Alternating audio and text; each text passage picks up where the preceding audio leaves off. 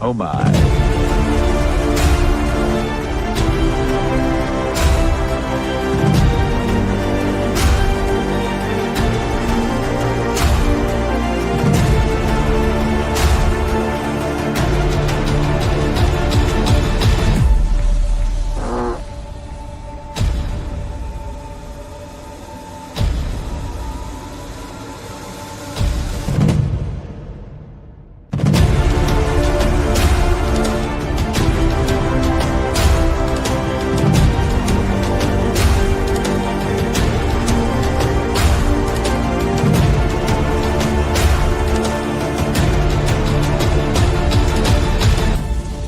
Wesley.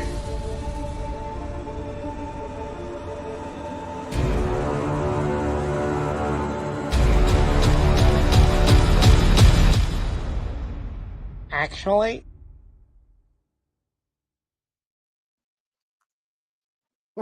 what's up, everyone? Welcome back to A Line in the Stars. I'm broken from there.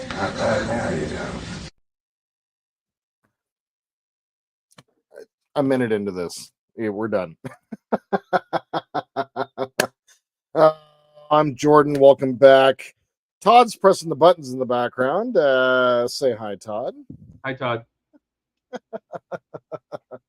Well, we're here. It's Thursday. It's 5 o'clock. Yeah, I saw that and I just had a good chuckle when that came through. Especially Eric. Eric was here for the countdown.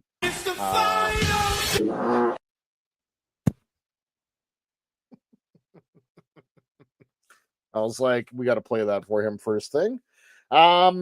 It's been a while. The last time I worked on the Reliant, I think, was sometime back late last year. Hey, Ken, Andrew, not me, Eric, Steven, Chase.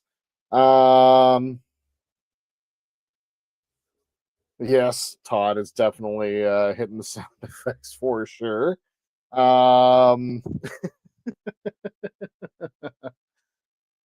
Oh, that's excellent.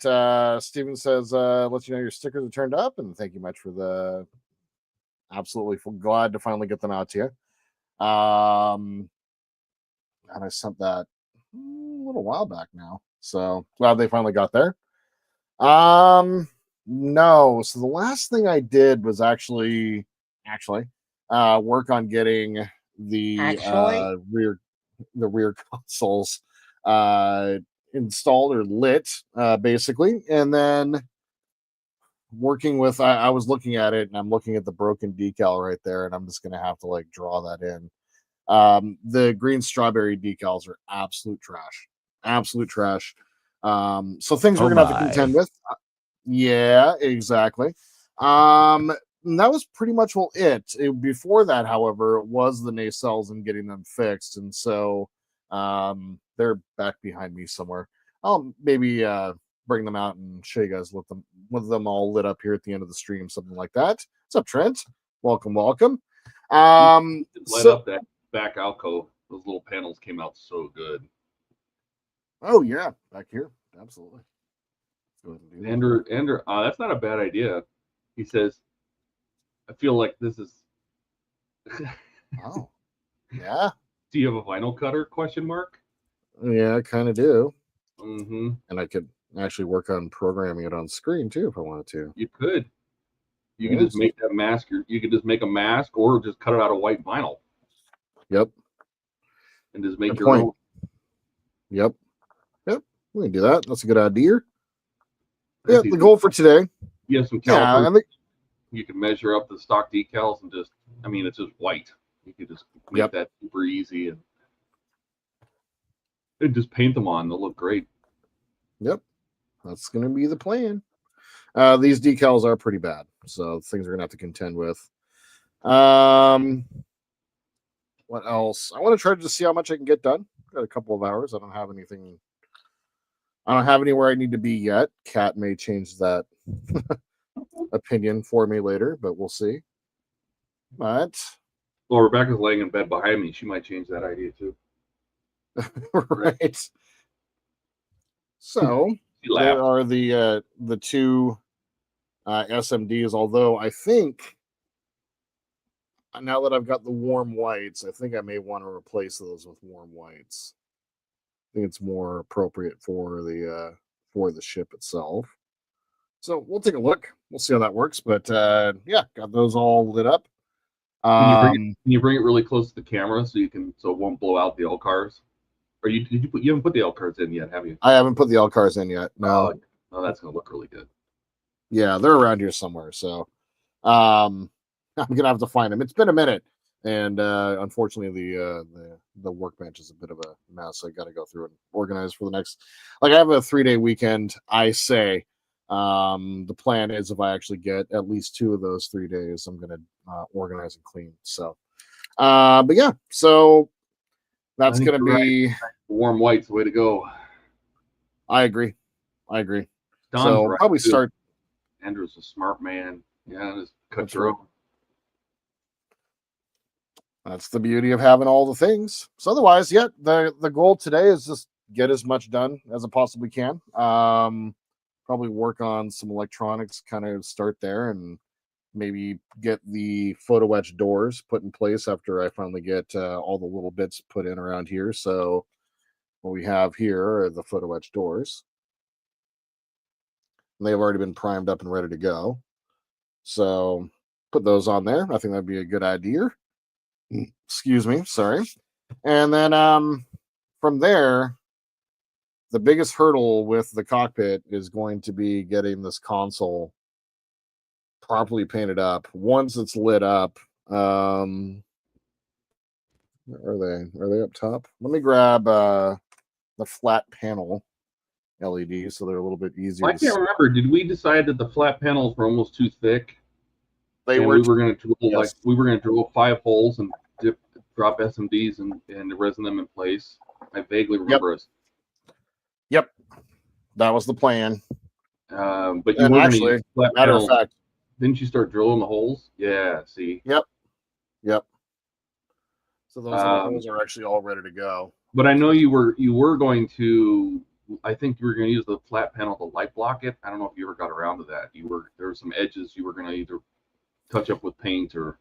That's exactly it. So that's kind of what I want to demonstrate here with the panel right now. So God, it feels like that was forever ago. Yeah, I honestly, I think it was maybe December, maybe November, where the last time I worked on this, like the Star Destroyer took up so much of the time. And oh, by the way, I have it set up and over here. So, oh, no, sorry.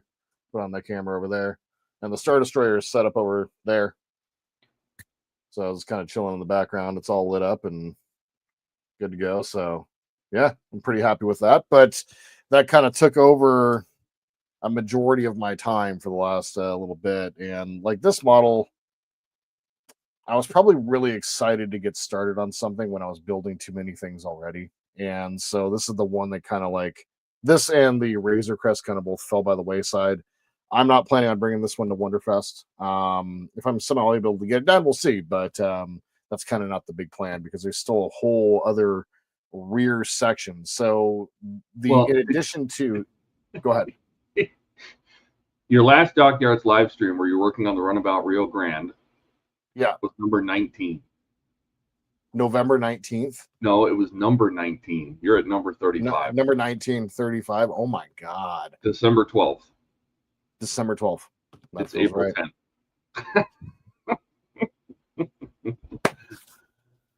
10th. When we were talking about it last week, and I was like, what am I going to build? And I'm like, this. And I'm like, oh, I've been thinking about it all week. I've been waiting for the stream all week because I've been kind of chomping at the bit to build this. Like, I'm building Star Trek stuff. It's cool. Building a lot of Star Wars stuff as well. But like, I don't know.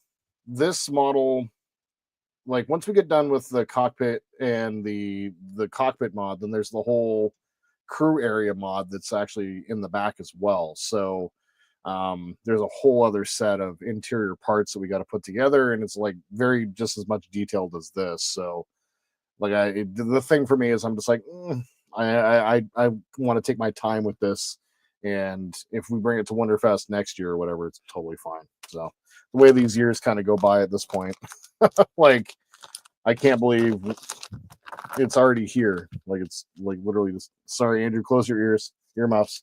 Let me catch up It's on like- chat here real quick. For sure. Dash is here, by the way. Hey, Howard. Yeah, Howard. Welcome. Eric says, Todd, before I forget, in his fan home teasing a Lich King part work. Yes. There's a couple of things. I saw that the RB19 F1 Indy car, or not Indy, the F1 Formula One car, is available at DX in the USA. So if you want to build the F1 car, the Formula One car, the Max Verstappen, it's on DiAgostini's website, diagostini.com for the US. I don't know about the Lich King when that's going to happen, but oh wow, look at all the little corners. Yep. Little scratch bits. I saw that the Supra, the Fast and the Furious Supra, made it over to Altaia, so that means it's on its way here soon. Yeah. Yep. Excellent. Yeah. That is definitely going to be on the list of cars that I want to build. You just want to build a 182 JZ motor, don't you?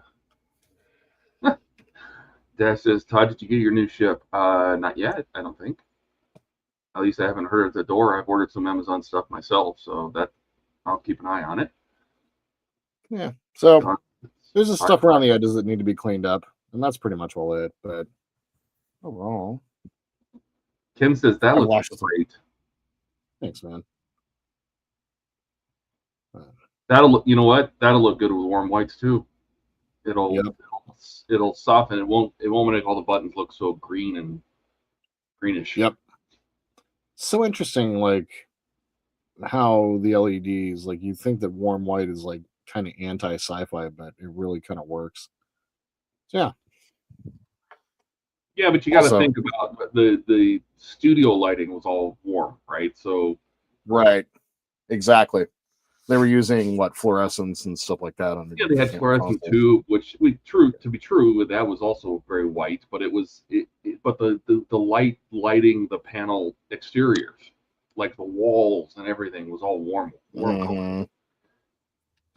It wasn't a very cool. It's different too, because you got to think in this generation of Star Trek, the Next Gen, and all that kind of stuff. That was all very warm pastels and cans and everything like that. It wasn't cold like the Star Trek 1, Star Trek 2, Star Trek 3, the TOS stuff, and later TOS, everything was very, very white. Yeah, almost White, painfully black. so. Yeah, painfully. And then if you look at like J.J. Abrams, that stuff was all just extremely white and black, but the D and the Runabout and DS9 and stuff, it's very warm colors. Andrew's got to go put him to bed. He'll be back. And that was Thank you. All right, so let's go ahead and start wiring up the console. Let's start there. There you go. Once it's wired and resined and everything, you can paint it. Start light blocking. That's right. Dash says he can't afford any more builds, but he would like to get the Lich King and the Fast and Furious car. Yeah. I'm considering the F1 car because I think a huge Formula One car would be fun to build. I think a Formula One, the suspension would probably be a lot of fun to build on that. Oh, the suspension, the engine, the cockpit. Yeah. The engine. I mean, the whole thing. Like that would be a really fun build. Oh man, interesting how a bunch of stuff's coming out like right now. It's not like for me, but it's kind of like perfect timing with the Enterprise and the Falcon being almost done being paid for. So Andrew says wiring up the console, you're gonna need some ODN conduit for that. That's right. That's right. For everybody besides Andrew, Does anybody know what ODN stands for in Star Trek? I do. Okay. Just like why the pipes are labeled GNDN on the old TOS.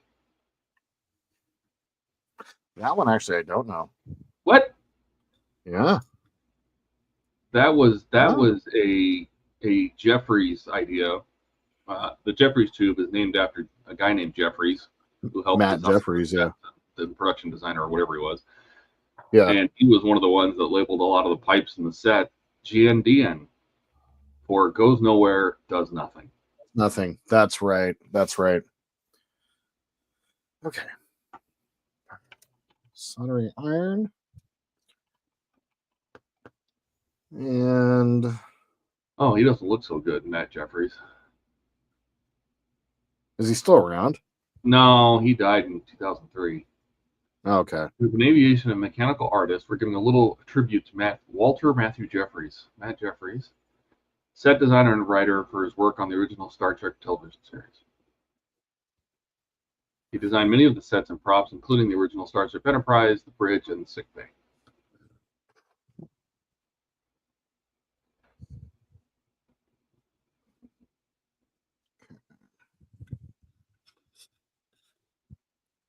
He always figured that whatever could go wrong would go wrong, so he put all the ship's workings on the interior for easy access, eliminating the need for spacewalking.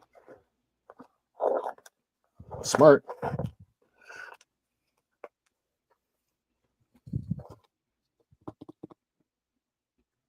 So I'm using an Arduino. I need common ground. The common is going to be the positive, correct?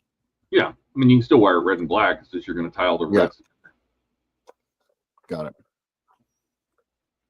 Dash says, I thought ODN was a CUDA design numbers.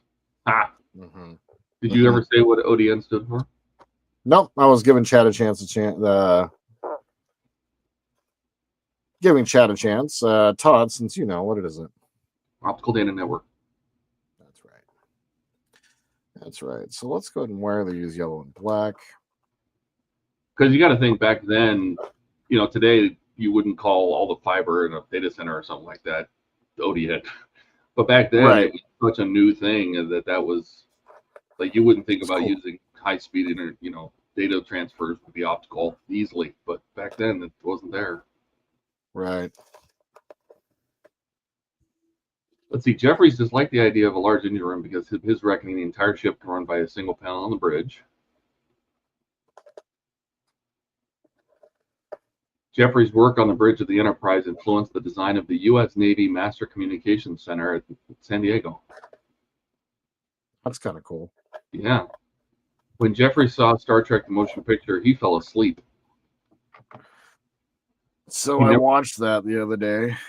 That's hard to watch, man, unless you're high. Oh. I can't watch it. There's so many long sequences where you have to be like on LSD or something that, like the whole thing with Spock like going into the mouth, you know, he's in this little spacesuit.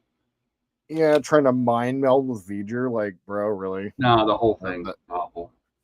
And then knowing like what wound up happening to Commander Decker.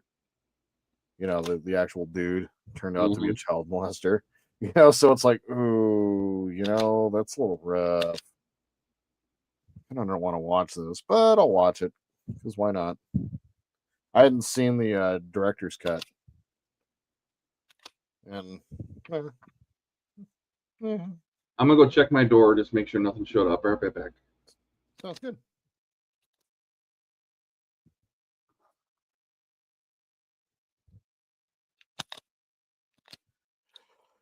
Yeah, the motion picture was not. I'm glad they gave the Wrath of Khan a chance. That's for sure. Okay. Soldering iron's hot. Let's grab our solder. And we will go.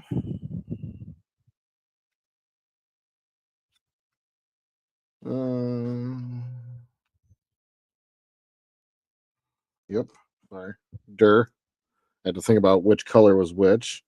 On SMDs, the copper wire is going to be the positive. Think about that for a second. Had a stupid busy day at work today. And came home and did a bunch of like chores. So I'm feeling a little more special than I usually do. And special not in a good way. There we go. All right.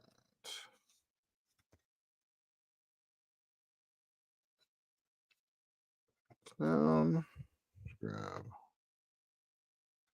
that.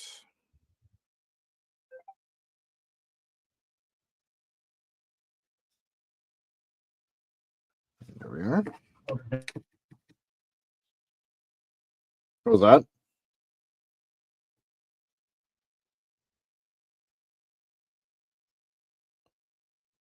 Yeah. That's hot. Not a good hot.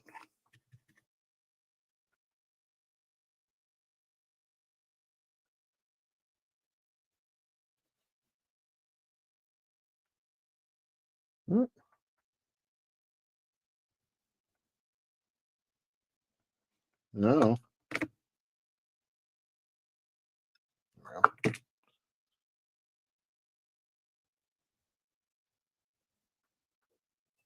There it is. 1 out of 4 done.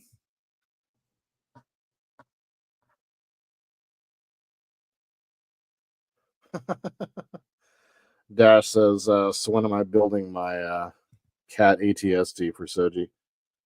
So funny how you spell it too. It's actually spelled S-O-J-I is how Soji is spelled. Not correcting you or whatever, it doesn't really matter, but ever since I saw you spell it that way, I've like saw that in my head and it's made me laugh. It's a good idea actually. I'd have to run that by the boss of the house, the other cat.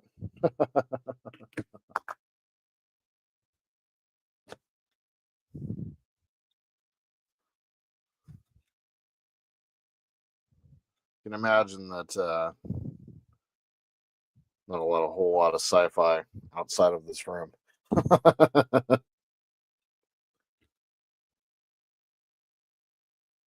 I've got wall space reserved for the Tomy Enterprise.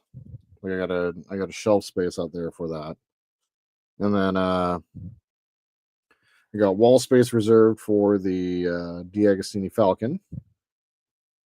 Excuse me. And I have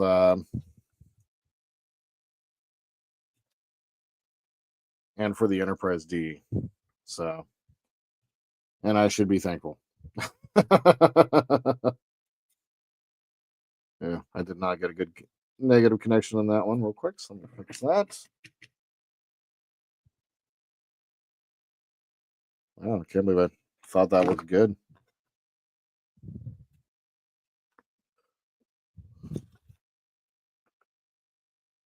No, you're good. Dash, you're fine. I just like no. Like it's actually for me, it's funny. I really don't care. It's a cat's name. Like she's not going to notice any difference. No,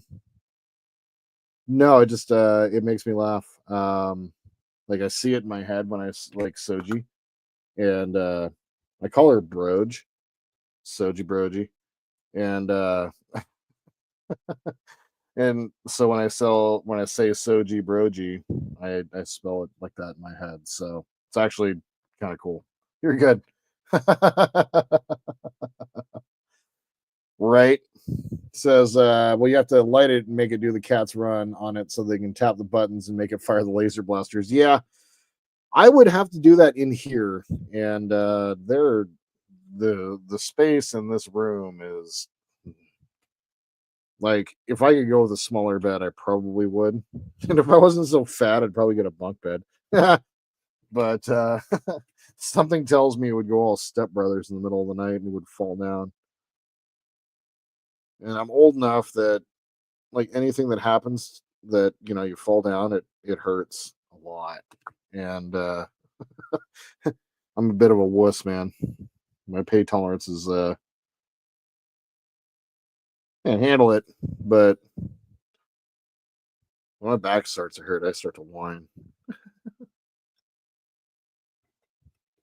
All right.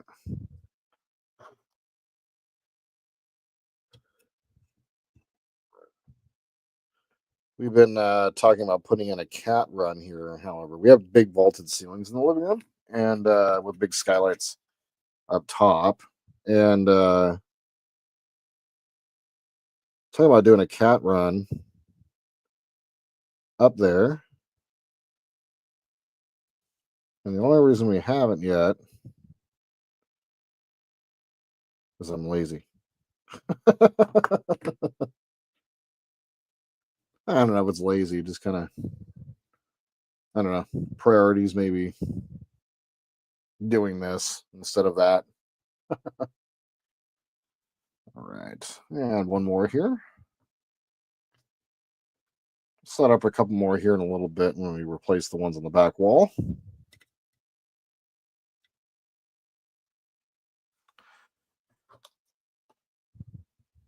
All right.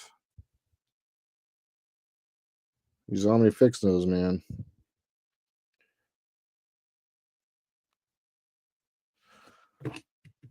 Make this super easy.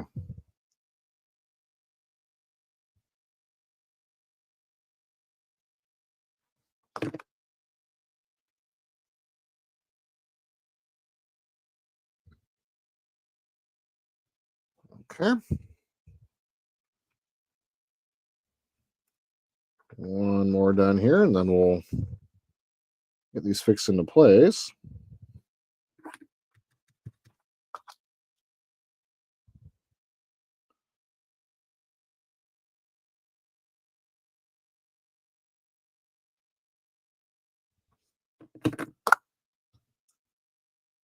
Like, so much space has been taken up here that I wound up like bringing a bunch of them to work, a bunch of my models to work. All right. Those are all done. Set everything off to the side. Let's go ahead and slide that away. Where did the console go? There we go. Now, when we put these in place, kind of want to think about how they're going to be routed. Kind of like that. The reason I didn't trim this down far is I actually want to use the wire itself to kind of bend and route the wire. There we go. So something like that for that one. And then this one will just kind of come in straight.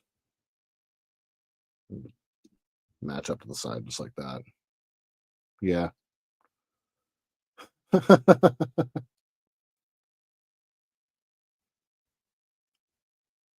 And Todd's around, I think. He's I saw a starred comment come up. So it's Todd falling. I'm here. I'm just ordering us some dinner. So I'll just be another minute. Oh, you're good. I'm an expert at talking to myself. It's my only friend. All right. So, as we sadly get this, not sadly, just get this put in place.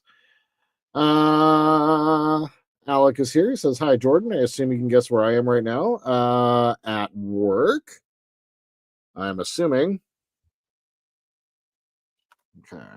So I'm going to go ahead and get some UV resin. Hold on. Jordan, we know better than this. Let's go ahead and test these. Let's permanently affix this into place without testing our LEDs. Obviously, I'm going to need to burn these in, but for now, this will be totally fine.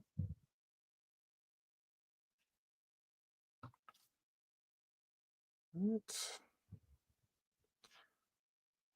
I don't know if I just said it. I may have, but I do have my power supply set at 3 volts. I haven't put any resistors on the end here yet. So keep the volts down because these will definitely pop. There we go. We go to 5. And if Buck were here, he'd tell me to go to 24 volts. That shit ain't We're funny. not doing that. Oh, shaving cream. And there's Buck. He's dead, Jim. Eh? All right. Food's ordered. Nice. And Dash, there's no box yet. So Okay. So our SMDs work. I will burn those in overnight. Okay. So let's go ahead and start getting these put in place.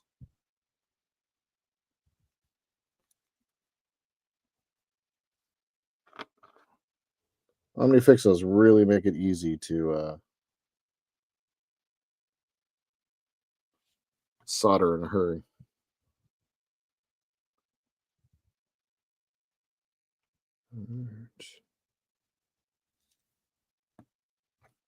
Don't look at the screen, but it's okay to look at the screen, I guess. Just don't look at that, okay?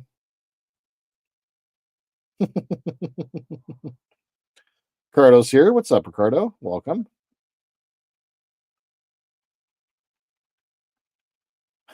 Dash says 32 volts needs more power. More power.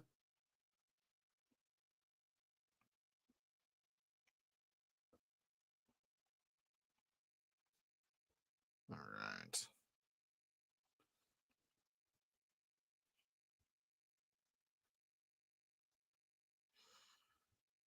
Usually takes about a minute or so for it to cure properly. is that the Vita resin? The little purple and blue bottle? Or is it solar resin? No, it's the Mr. resin. Oh. That's what I use for the How tan is your thumb now? we're good. It's a little warm though. I did charge up the battery today. Oh God, there's been so much chat. I know you answered Alec. I know you say hi to Ricardo. Hi, Ricardo. I did. Ricardo, welcome. Dash is trying to get me to send him a Big Mac and a large Coke. No, I'm ordering Jason's Deli.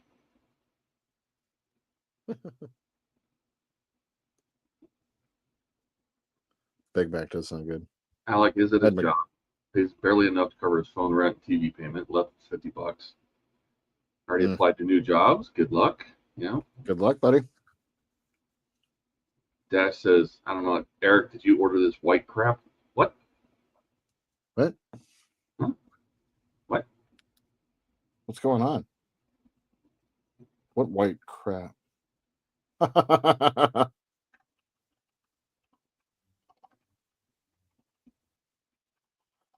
Snow. Oh. Yeah, SNOW is an acronym for shit no one wants.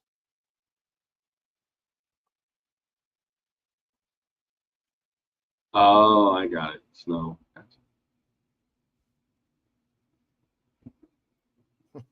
What white Eric stuff? says, What's going on? I figured I better now before it's tariff too. The snow. Nice. All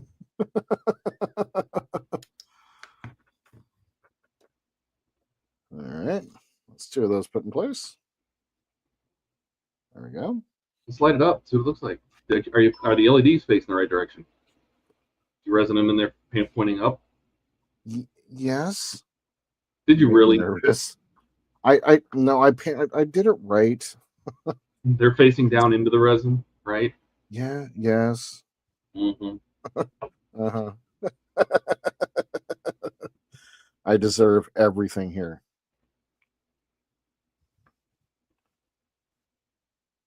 As Forrest Gump said, I'm not a smart man.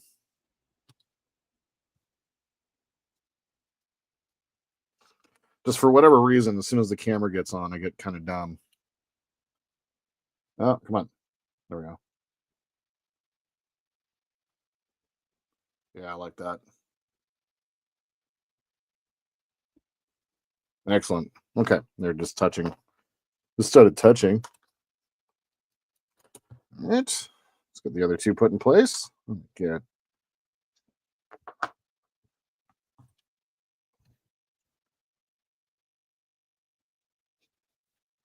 I thought these were 0402s, but actually they're 0603s, which is totally fine.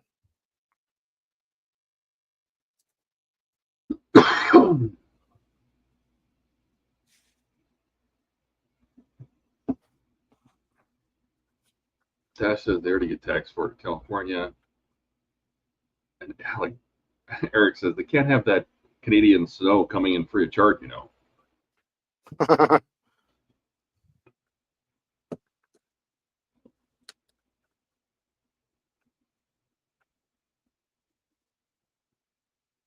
Don't look at it.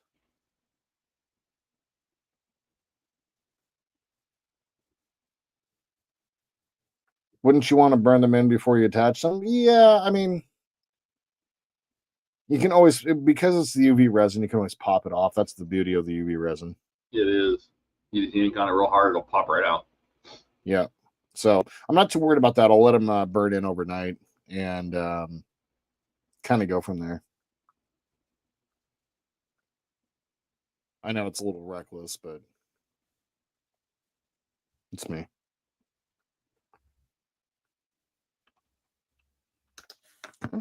Oh. I've never done that before. I resined myself to the console. Oh, does it have your fingerprint in it now? Right there, yeah. Nice.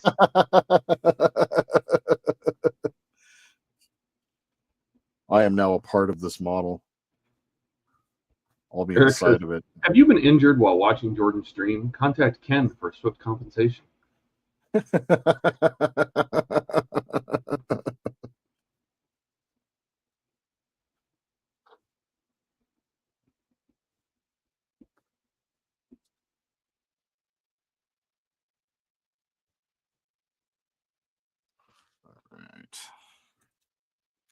And last LED.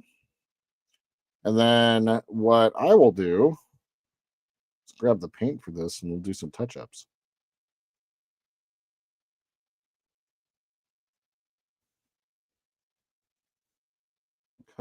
They already let the Canadian hissing cobras fly in. Mm-hmm. They crap all over his fields. Mm-hmm. Yeah, the Canadian geese around here are pretty brutal. They make there's kind of a famous lake in Seattle. It's called Green Lake. They make it unswimmable in the middle of summer. Gross. Full of crap. Yeah, it's disgusting. Do you have some blue tack or something? I was thinking you could blue tack that to like your OmniFixo plate or something to use it as a handle, so it's lit and you can move it around and paint things as needed. Oh yeah, good idea. Once you fire it up and begin painting it, so you have something to hold on to. Yeah, good idea. Yeah, I agree. It's not a stream till you glue yourself to somebody, Don says. Dash says that way nobody can claim it as their work because you've notarized it with fingerprint DNA. That's right. Ken says, what kind of compensation? A Grissom? A Grissom. You get a Grissom, and you get a Grissom, and you get a Grissom.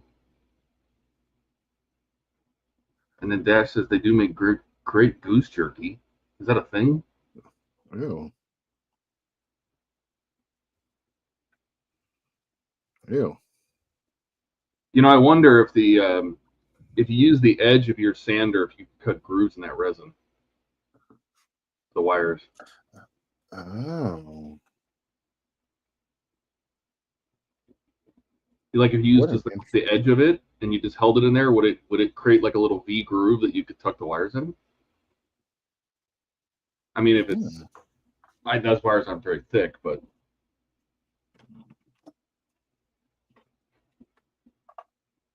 and before you glue any of the wires, is that something is that where the wires need to come down? Do they need to come down behind the console and the back of the console? Right. So they need to come out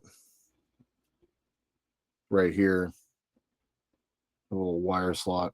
Yeah, so maybe mark that somehow and Yeah. run the wires out to there. But another reason, see if maybe there's a easy way to cut a little groove or something. Mm-hmm.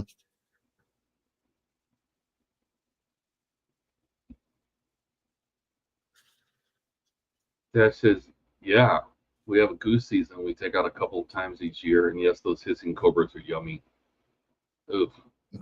Ugh. Did you just draw on the paint? Yeah. Why wouldn't you? Why, you should just mark the bottom of the resin. Well, this is going to be completely hidden along the side. Oh, okay. This All is right. not visible. Yeah. I just want to have to clean something up later. Donnie's here. Right. Hey, Donnie. Welcome.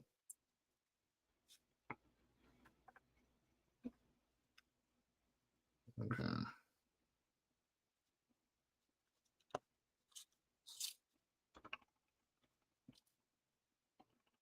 Okay. On either side like that.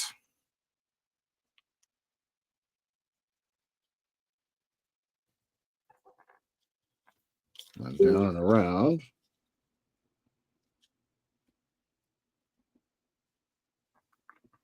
I don't think that we're going to need to worry about. Are they thin enough? Yeah, they're thin, more than thin enough.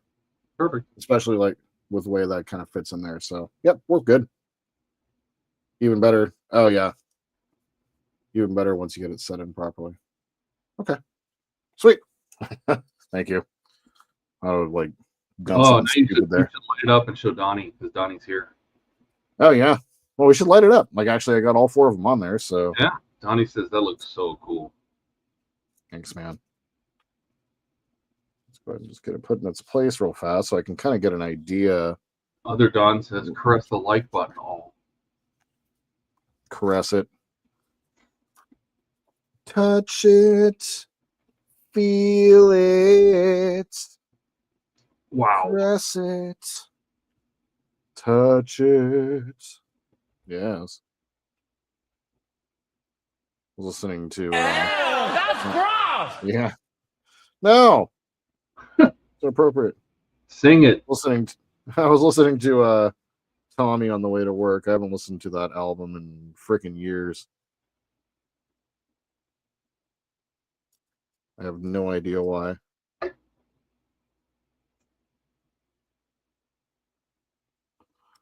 right. Get all our negatives together. Let's keep them together. So why don't we just go ahead and do that? That.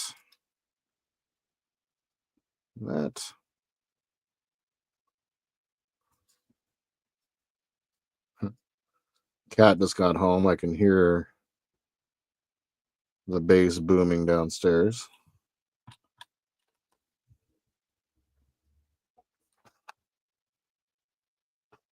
Right.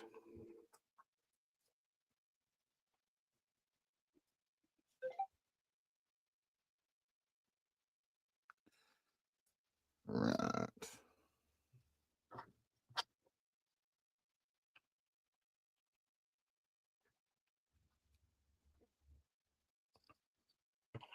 Okay. Sweet.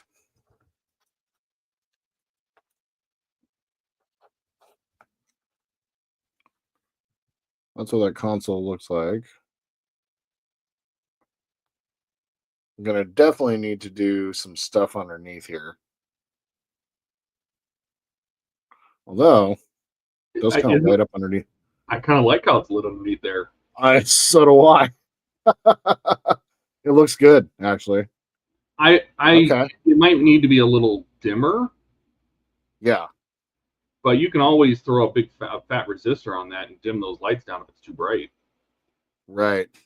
I mean, for all of it, the consoles, everything, if it's too much. But Otherwise, maybe use some of that that tint film. I wonder if that would work. Just cut pieces of tint film and just tint the LED light going down so it's dimmer underneath. Right. Okay. Or some like wash. Use some black wash on the LEDs. Right. Or a thin black paint or gray paint or something. Just to you can tint the color a little bit, and dim them a little bit, pointing down to the footwells. Trent says that looks great, Jordan. Thanks, man. Donnie says looks awesome. Is there a light out on the left side? Yeah, there is, and I'm going to isolate the wires real fast to make sure that everything's working. I think they were possibly touching each other because I haven't wrapped anything, so I'll go ahead and take care of doing that properly here in a second. Dash says light block it a little on the edge so it's not as much. Yeah, I mean, you could black paint the resin, so yep. Not as much cast down, whatever. I mean, there's lots of options. Mm-hmm. Yep. Right now, it's just lighting it up so I know what I'm working with. Meh.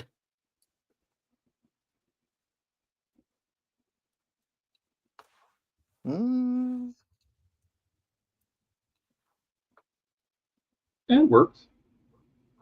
Really light, though. It's not as bright, you mean? Not as bright, yeah. Wonder why that is. Eric says, I'm sure AK has a marker for that. Oh, the AK markers be perfect for that. Mm-hmm. Yeah. Why is that?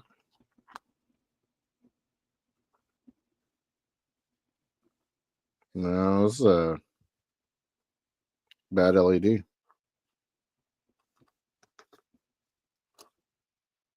Yep, it just burned up. Pop it out. Yep. Oh, what's the beauty of this? Pop. Dash says maybe a clear yellow transparent wash over it. Yeah, I mean, something like that you could use. Me personally, I'd probably use an orange because that'll warm it up even more. What, on this surface right here? Yeah, on the bottom. You can always test it. You could put a little drop of orange, clear orange, on each of the LEDs and then see what it looks like. Because some of that color also casts up into the resin. Right. Okay. Okay, where's that bunk LED? See, now Dash is going to say something about you should have let him burn in. Right. Because he's right. They're easy enough to replace. Yeah. But once again, there's the demonstration of how easy it is to pop it out. See him yank that out? Just boop. Right. I don't know if you saw the member stream for Wayne, and he was using his Fixo on a Falcon build he got from an old member, and he loves that thing. He was talking about how Ian got it for him, and when he opened the box, he's like, "What the hell is this?"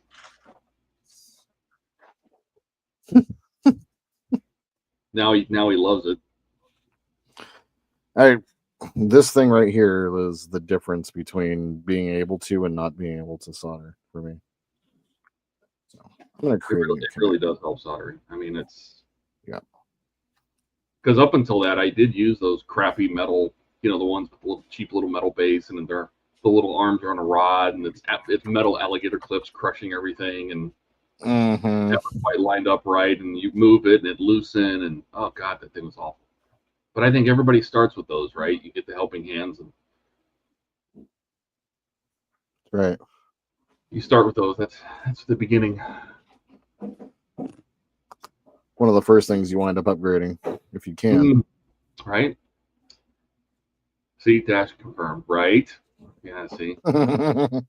Jody's here. Hey, Jody. He says, it's okay, everyone. I'm here now. I made it. Okay, we can continue now. Dash says Andrew loves his. Well, Andrew thinks his is he just happy because he could put the little arms on the armature inside his ship and solder things to it from it.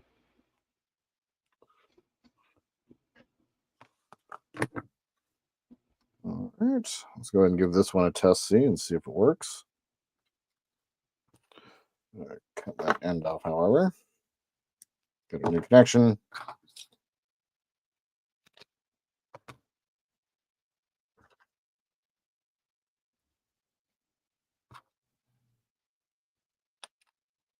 And we have good light. I'm gonna do that one more time. Amazing how messy this desk gets as soon as like I start doing anything. Right.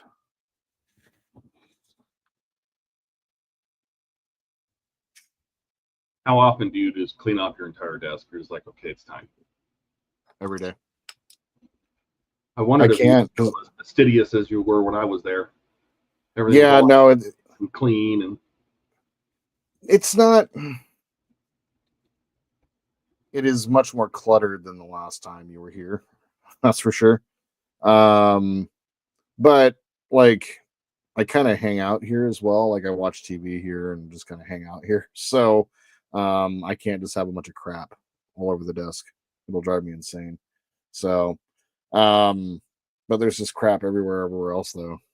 Like I had to kind of like move some stuff and have to like think about some things. Like, is there too much in here? And the answer to that question is already yes. There is already too much in here. But is there like too much in here? how much storage Okay. space in the closet is dedicated to parts and boxes?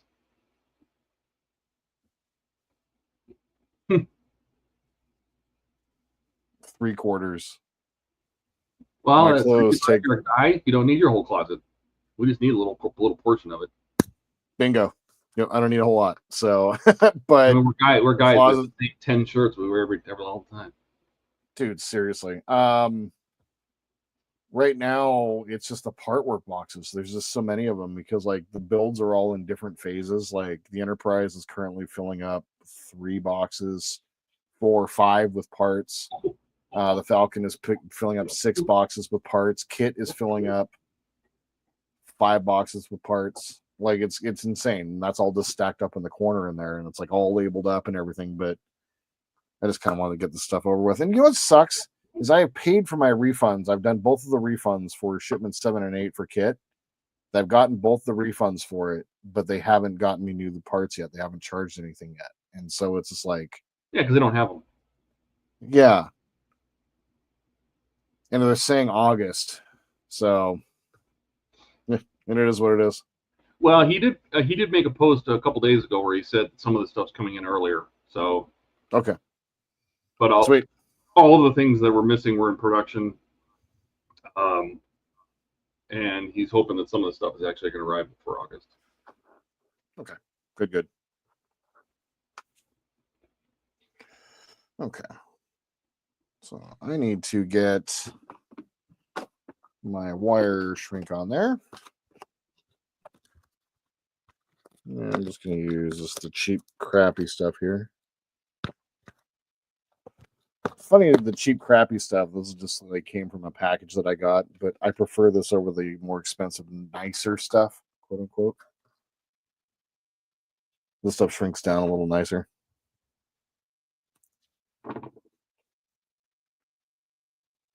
Right. The exciting thing of shrink wrapping. Yay. Live streams.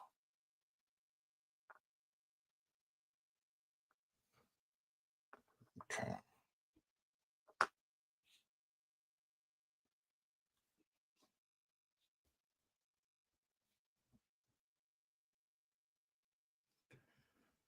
I got some of the Razor Crest puttied. I got the lower part that wasn't fitting properly. I got that removed, and I've been kind of working through on just kind of sanding up and seeing how close I can get. I think I'm going to be able to get fairly close. Close enough to where I can use putty. I agree with Ken when he's like, yeah, that's too much, like too much of a gap for putty. And so along the base of it, so where the landing gear and everything is. So And the other thing I was thinking for the base, which I need to get ordered this week if I can. I was thinking about like maybe getting a glass or an acrylic like cover for it. Help protect the model a little bit. So I don't know. I got to think about that. Gotta start thinking about getting these things packed up and ready to go.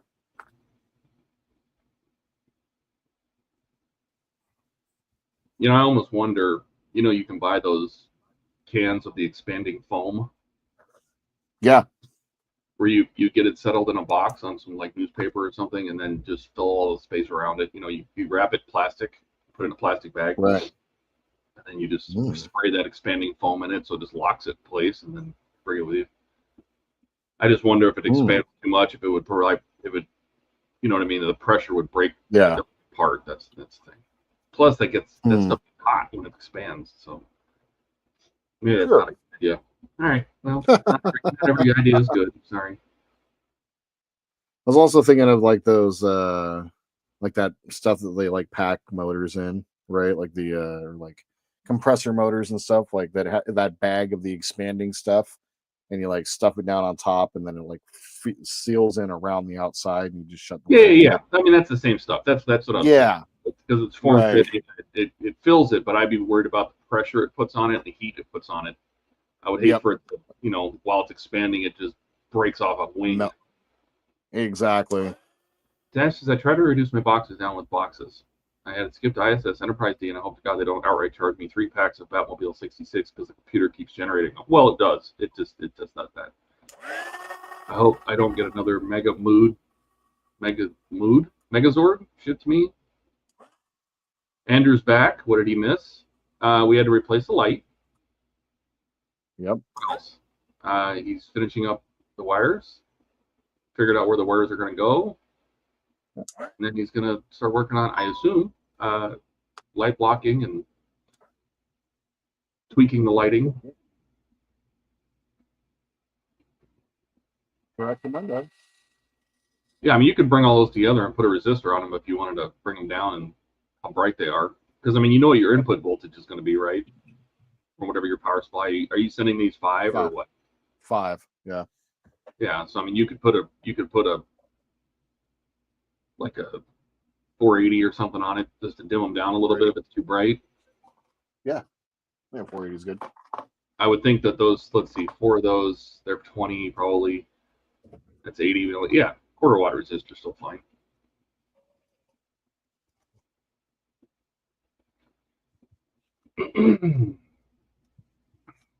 I put it on the common positive because you're going to bring all the positives together, right?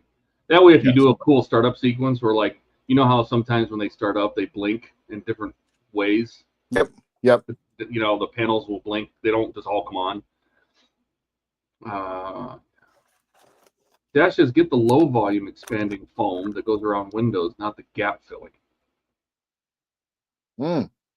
Well, they make packing bags. I know what you're talking about, Jordan. I've seen them where they make packing bags and you pop a little thing inside the bag and it starts expanding. Yeah. And you put that in the box and it fills up the space for you. Right. Dash says, Megazord, come on, phone. Stop changing my words. Yep. Andrew says, what does Andrew love? His Omnifixo. That's what they're fixing. He's reading back.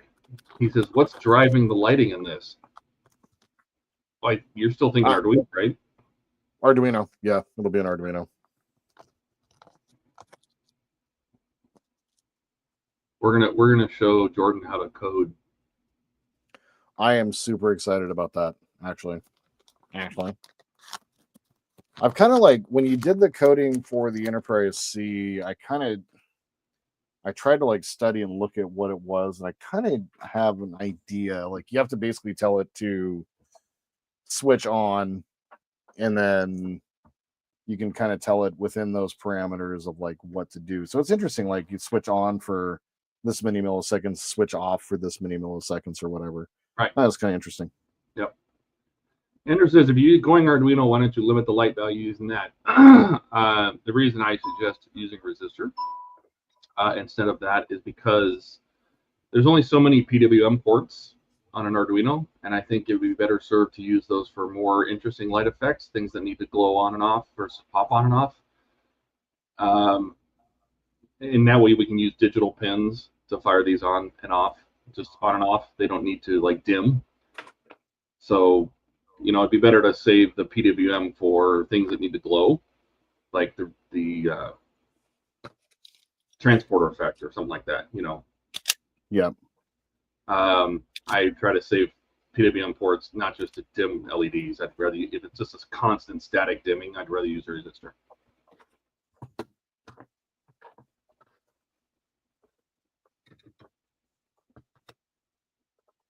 A couple quarter quants here.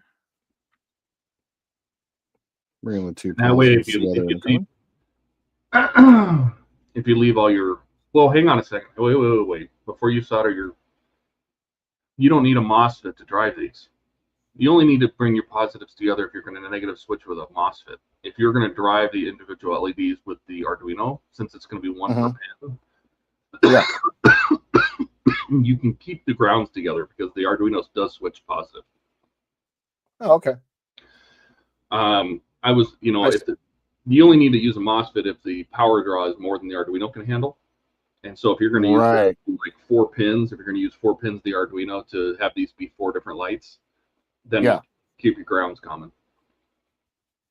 Got it. Okay. Sweet. Thank you. And that's just if you want that effect. If you want them to individually, like, I just think that'd be kind of cool when it fires off the dash, the control panels go, you know what I mean? Yep. Like an old fluorescent. That's actually, up. I've seen them do that before. Yep. And we've talked about that before, actually. So I agree. And then you can use those same 4 channels for other panel lights you have in the Runabout, right? So there's other control panels in the back or something like that. You can use those same 4 channels to kind of light it that way.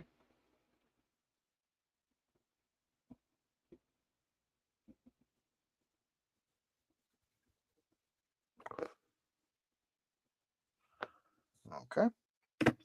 So you may want to. Are you soldering the resistor on? Is that what you're doing? Yes, I'm doing. Well, put it on the. Are your yellows positive? Yes. We'll put it on the common, whatever the common together is going to be. So. So I'll put it on the negative. Put it on the common. On the negative if you're gonna. Got it. We switch to common. Got it. And I would test it if you have some alligator clips or something. I would test because 480. That was just a guess. For example, the warm LED that I put into my observation lounge on the D, I think I put like 1,000 ohm on it to bring it down to like a nice orange glow. Oh wow! But every LED is a little different, and if you put too much, the LEDs won't light up. So you want to kind of test different resistances. So maybe if you have some alligator clips or something, you can test different resistor values here. Okay. I do.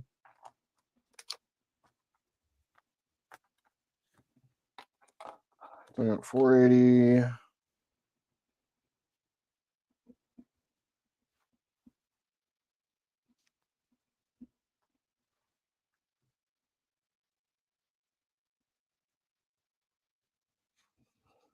Now let's get our voltage up.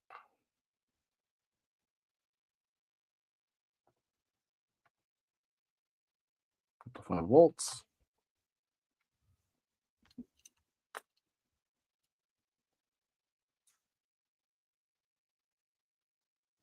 Okay. Well, you got to connect the negative too.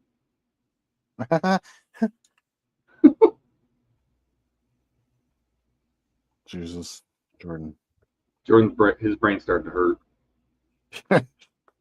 Yeah. Unfortunately, I just want to make sure I'm connecting the right one. That is that. That is that. Yeah.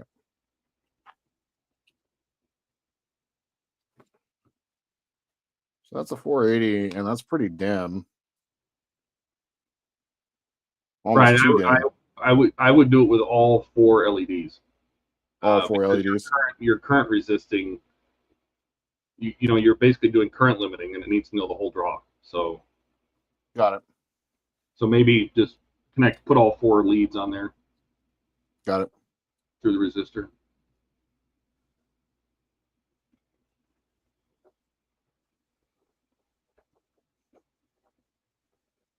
That gives you more realistic because it you want to know what the full load's going to be.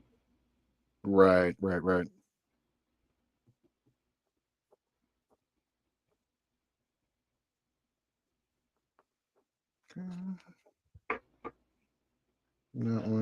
cases I would put a resistor on every single one, but on at the end of every single every LED would get its own resistor. But that's typically you're doing this for dimming purposes, not for current limiting purposes. Since these are 5 volts, you're not trying to drop it down to like a 3-volt forward voltage. Right. You got to be careful with that using a single resistor or the voltage drops, because it'll change depending on how many LEDs. Like if you burn out an LED, it puts more power to the other ones. Oh, I see. But we're not doing that, right? These are 5-volt LEDs getting 5 volts, so we're just doing this for dimming purposes. I saw it light up for a second. Yeah.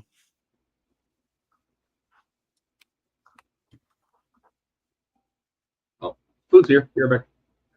Sounds good. That was on. All right, let's try just with the straight power here. I want to make sure we're all good.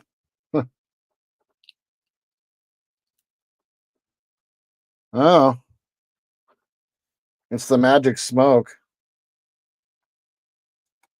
Woo!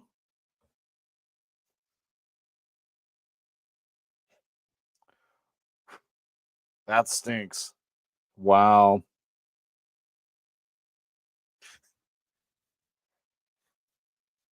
Oh, Jordan. That's the first time that I let the magic smoke out.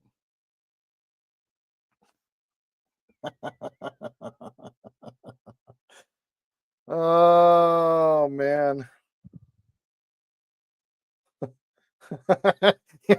Ken says slow clap.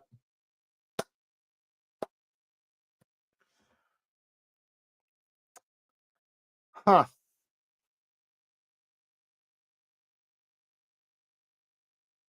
All right, so back to the beginning on that one again, I guess. Oh no, all the shrink wrap. So it was just 5 volts, but that was the thing. Like, wait a minute, what I miss? I let the magic smoke out. Is that why one of your LEDs is black? Uh-huh.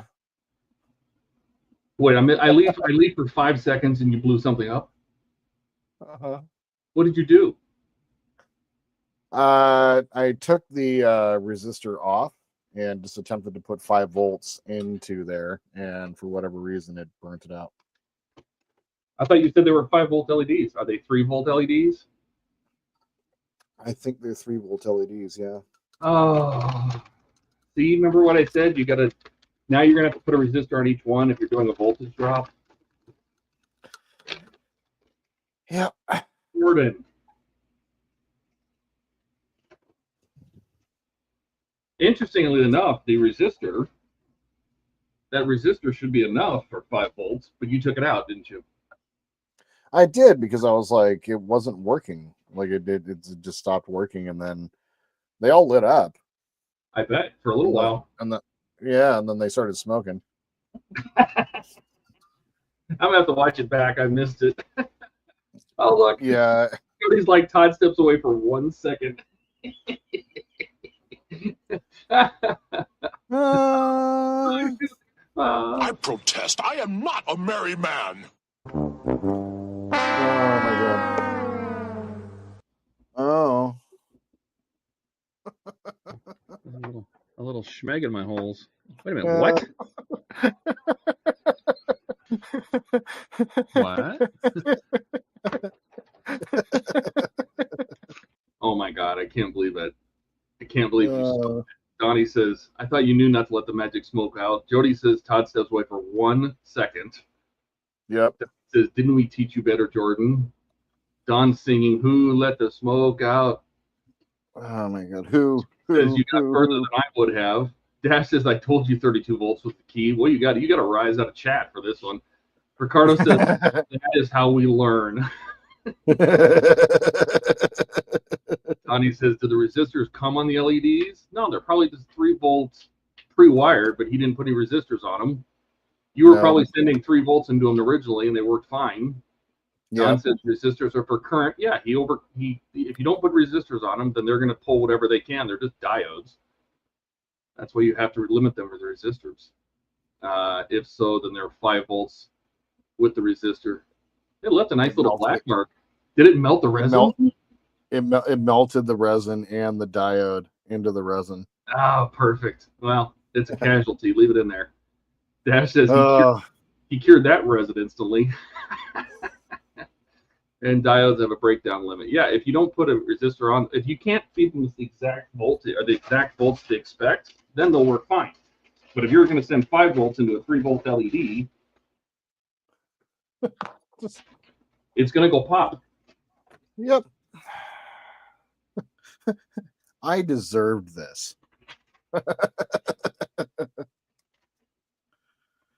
Well, all my nice little drilled out holes for my SMDs are all sad. They're all sad. They're all sad, okay? All right, so every bit of progress on the stream so far. Nope. Cool. What you mean to say is you've made 0 progress on the stream so far. Bingo, hour and 11 minutes. 11 minutes. And we've made no progress. Oh you know what, though? This is a learning opportunity. Bingo. And I'm learning. It's great that your streams can be instructional and informational. And knowing I make mistakes, so you don't. Sorry. Go ahead. No, I basically was going to say something along the same way. Just God.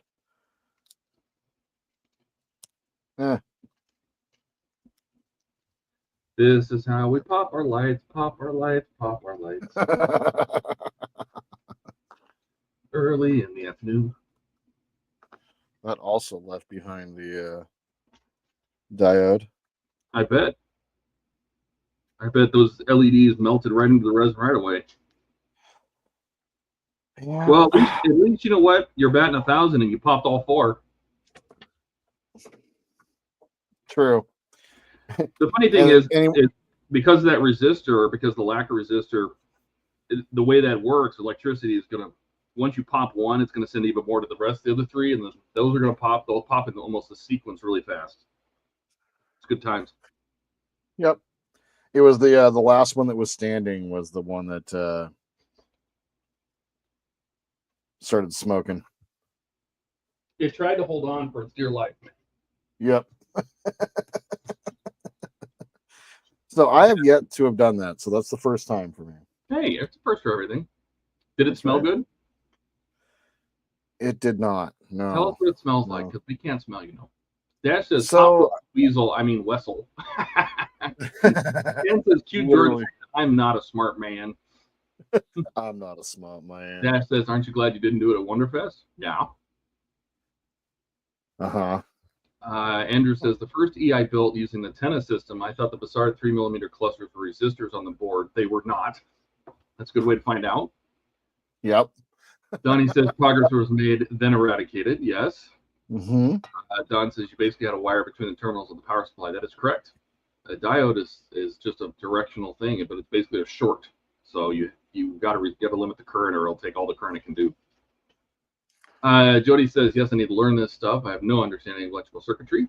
I have a good little starter thing on my enterprised.com. I have, you should seriously. I have that bookmarked on my computer for as much as good as it does me right now. But I had to start at the very beginning to explain to people, like, what is an LED? How do they work? What is a resistor? Why do we need a resistor? How do you figure out the size of the resistor, et cetera, et cetera. Right. It's like a little electronics 101. Donnie says, so I guess Jordan is perfect. Well, he installed 4 LEDs and he burned out 4 LEDs. So yeah, he's That's that. correct. Yep. Jody says, I use mostly those pre-wired lights. Yeah, but you still have to watch the voltage. Like if you send 5 into a 3-volt LED, it's going to cook. So you have to consider your source voltage. Like I like using 5 volts because it's such a common thing. You can get it off USB. You can get 5-volt adapters all over the place. But you can't, for example, you can't run the Arduino on 3 volts, right? So you can't just supply the chip with 3 volts. You need 5, but your LEDs take 3. Yep. Yeah. So you got to do something along the way. Ricardo says, put some other diodes without resistors in strategic places, and they can be used as battle damage as they smoke out of existence. Your chip, your Runabout has built-in squibs.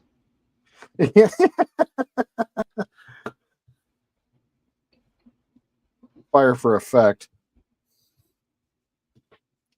It's a one-time thing, so you put a button that says judges only. That's right.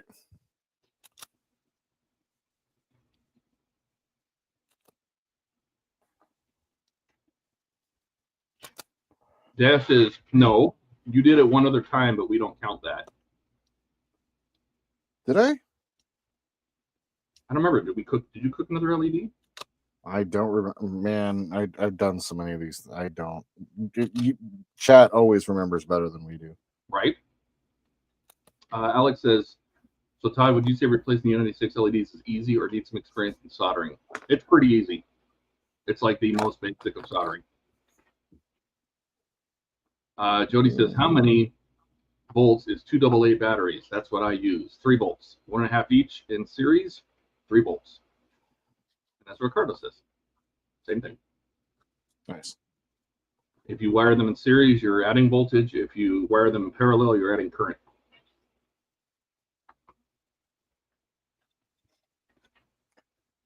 Okay. Let's do this again. God.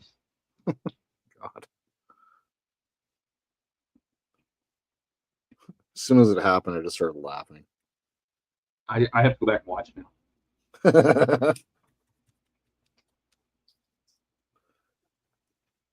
And I was like, in my mind, I was just like, of course, as soon as Todd leaves, I do something stupid and pop all my LEDs. Look at this. Oh, Howard, thank you. Dash says, for $10, he says, this deserves super chat laugh. Go buy some more, you pizza maker baker. They cook better in smoke. Fantastic. Howard, thank you. Amazing. Don says, good thing you have a nice Omni Fixo. Dude, seriously.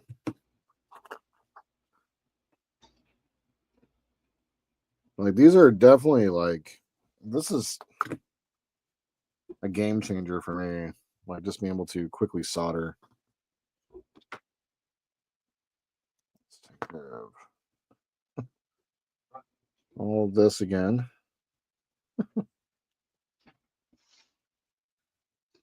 Two of those. And then we're going to put a resistor on every one of these. Well, still, we want to find out what size to use, right? Yeah, right. So I would start playing with your resistor sizes and then figure out which one you like. And should I basically I should do that like once everything's all back installed so we can test it on the part. Well, you can always add them to the end of the wire, right? Yeah, exactly. At any time. So you can get all this done and the resistors can be back with the Arduino. They don't have to be taking up space in your cockpit, you know. Yep. Okay. That's one done. Sweet.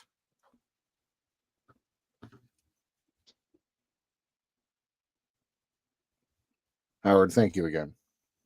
Amazing. And if you guys didn't catch on the Perfect Grade stream last night, Howard dashed Todd and I, and we got the first wooden ship kits. So the one that Buck is building. Supposed to show up today, I guess. Not yet. Yeah. Don says Wayne raved about it, the Omnifixo, on the live stream the other day. Told everyone about Ian's gift. Yeah, that was his member stream. Dad says, teachers make the best oars. They make you practice over and over again. By the way, this is not the burn-in we imagined.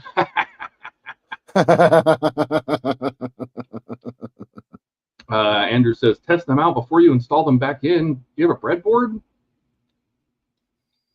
No, I don't. Should probably get a breadboard. Eric says, how many women in Jersey do you think Ian has said, I love your eyebrows? I don't know. I heard Rebecca laugh behind me, though. That was kind of funny. She's back here laughing.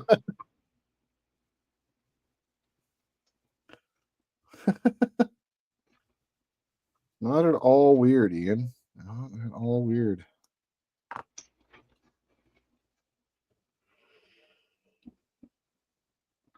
So FYI, I didn't use soup as well. It's just the mac and cheese. Yeah. You said it came with a soup and a side. Oh. So, yeah, otherwise I'd have just got the soup. But thank you. Did you finish it? You want the rest of my soup? I got a bowl. Oh, no, I'm not eating right now. Put it in the fridge. I taste the mac and cheese though. Solid. Oh, all right. Not as good as the cracked chicken place.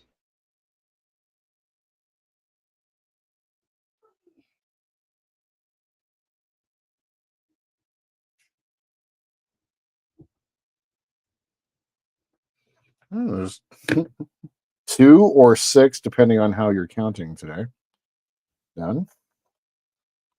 God.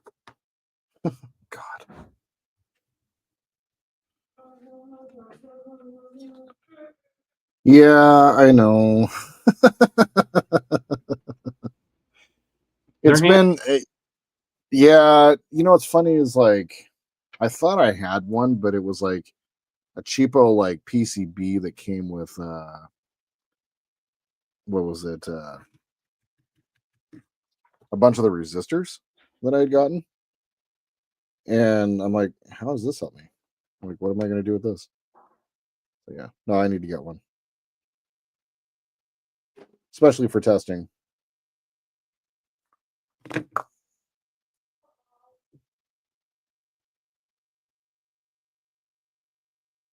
Roadkill jerky. Ew. Gross. Ew. Sick. You kill them, we grill them. Dash says, I think this is about Ian. I think that depends on how many times he talks down to him and drinks he has. And that's right, true. Donnie says, I'm thinking about starting a mini painting stream. Does anyone stream on Monday night? Well, I know Buck went to Tuesday, so Ian can have Monday, but Ian has never streamed on Monday. Yep. I guess. Eric says, mini Mondays with mini Don. That's me. I like this.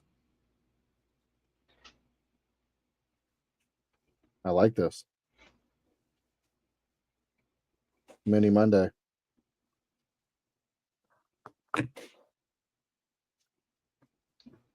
Andrew says it's also useful to have a capacitor in line to support your effects. Sometimes. They have their purposes.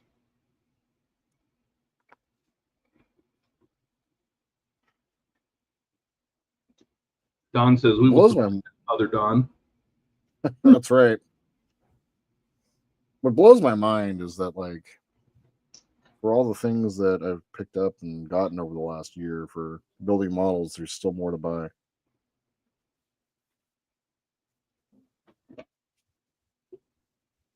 Although it is kind of nice being able to just like, okay, I need this for electronics. Okay, I've got that. I've got this. I got that. Like, I don't need to. You're never done. Go. No, I know that for sure.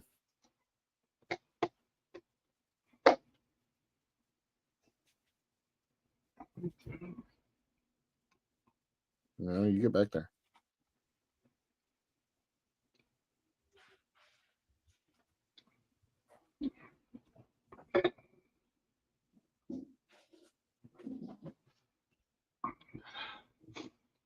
Dash says Mondonde. I get it. Mondonde.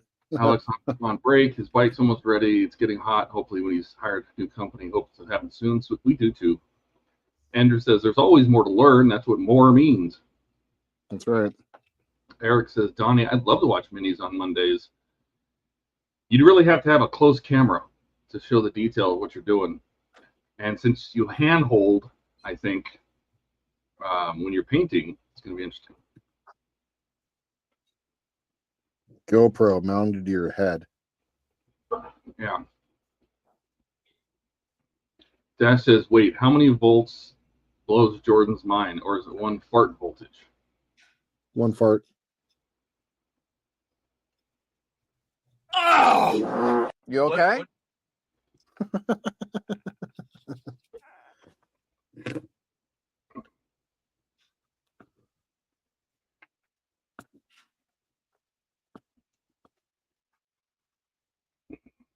Come on now.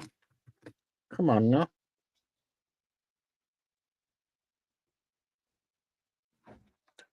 There we go.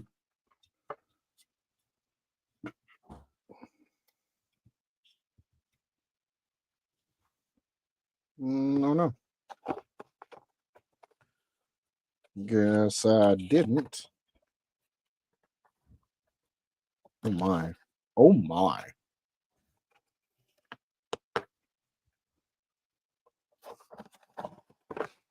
Go.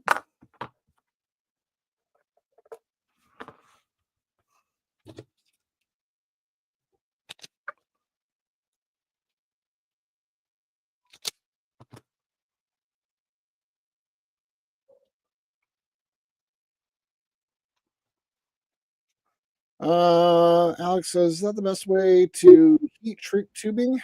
Jordan Todd. It's the most not sound intrusive, if I'm being real. I do have a gun or a heat gun or whatever you want to call it, but you can also do that. You just have to kind of be like when you're rubbing the thing with your iron, you want to be quick and soft. Oh.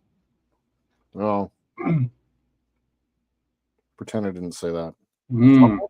But you did. But I did. Well, another thing too is that this soldering iron is not as good as a heat gun is, but I mean, I'll use a lighter if I have it handy, but the soldering iron is really good because you can get the heat in a very specific spot. Yeah. A heat gun's just going to blast heat everywhere. So is a lighter. You can't have it too close to other things, you can melt it, but the soldering iron is very good about getting the heat just to the tubing and not to the wire next to it or the piece of plastic model. Yep. I actually melted part of the Enterprise seasoning cell by using the heat gun right up next to it. So Trent's taking off. See you, Trent. Hey, Trent. Thanks for stopping by, man. Appreciate you. Andrew says, I never know which part of the laugh is live and which is on soundbite. That's the best part. That's right. See, Eric has an idea. A GoPro duct tape Donnie's head. That's how you do it. Mm-hmm. Carlos says it's better to use a heat gun with a soldering gun on your wrist than unwelding the cables because of the heat. Well, you're not holding this. You're just barely touching it with the soldering iron until it shrinks. You're not holding it long enough to melt the solder. Yeah, and this is something that you definitely like practice. Hey. Dash says any heat source will shrink tubing, even an incandescent bulb. Again, but you can't control where the heat goes. It radiates out. But I've used both. I'll use a lighter if there's nothing nearby. It's fast, easy. I have a heat gun, but I can't use it because it'll pop the breaker in that room. Oh, yeah, right. That exact one. Yep, I have this because one. the servers and things are running on that same circuit. Oh, God. My studio lighting, and everything else is plugged in there. My air compressor, everything. The next house will have dedicated breakers for the lab, but I didn't have much of a choice. And if I turn the heat gun on, it's just a little too much.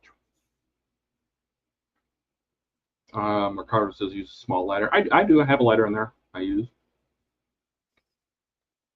Andrew says someone needs to get to the solder station with a heat gun I just got. It's not loud and it's very handy. Yeah, and a lot of times heat guns will have a shrink tube attachment on them. It looks like a T with a curved tip. I see Buck use one. He'll use it pretty frequently. Some people use the butane ones because they're on and off really fast.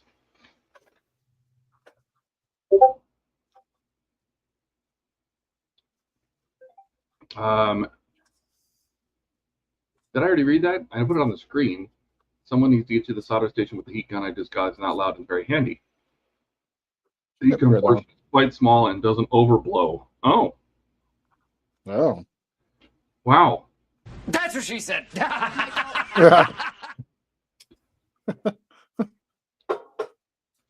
And it comes with reducer collars to focus the airflow into a very small area. Yeah, yeah.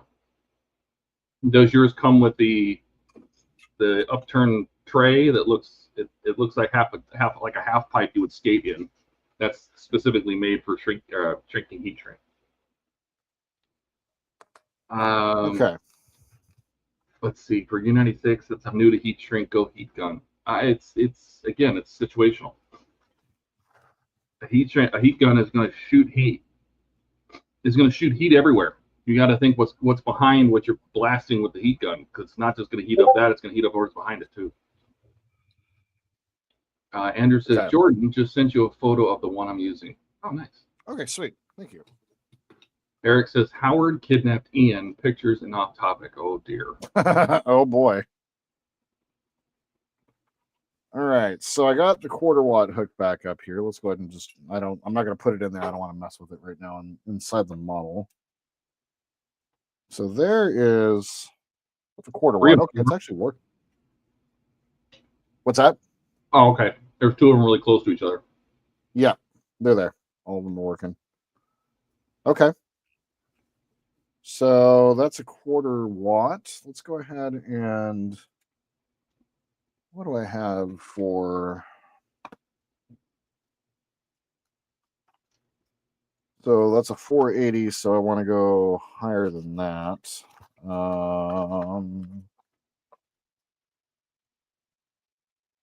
What do you think of 680? There's the picture that he sent. Oh, okay, cool. Dual station. I like it.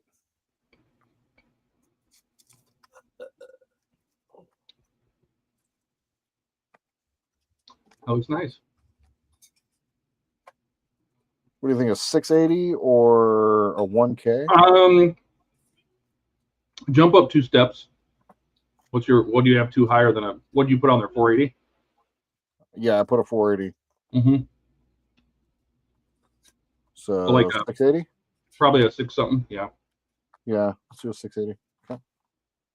I don't even need to separate that because I can just literally hook the resistor up. That. I learned this from Andrew. Come on now. Alex says, I'm meaning to ask the what she said soundbite that's from The Office, right? Yes? Yep. Where did the joke originate? Oh, I don't know. Who knows? All right, so there's the 680s. A little dimmer, but nothing too significant, but I think you can always roll it back, man. Yep. Try like and you can stack them in line too. So you can put like 2 400s in series if you need to. Oh, okay. Like if you want to try to dial in the perfect, but also think about what your environment's going to look like. The room it's going to be in, is it going to be dark in the room? Is it going to be bright in the room? You're bringing it for like a modeling show. Is it bright? You're not going to be able to see them if they're too dim. Right. And that's kind of where this is at right now. It's really dim. At the 680. So you might and need to roll them back a little bit.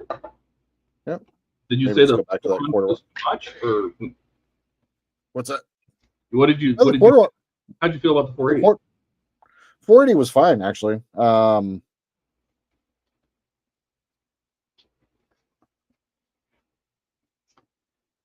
Yeah, I feel like the 480 was just bright enough.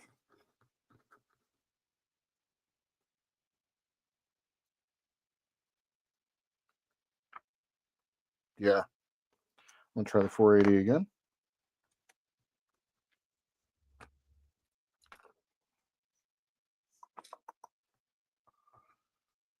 I think I'll be happy with that. Go ahead and reinstall those again.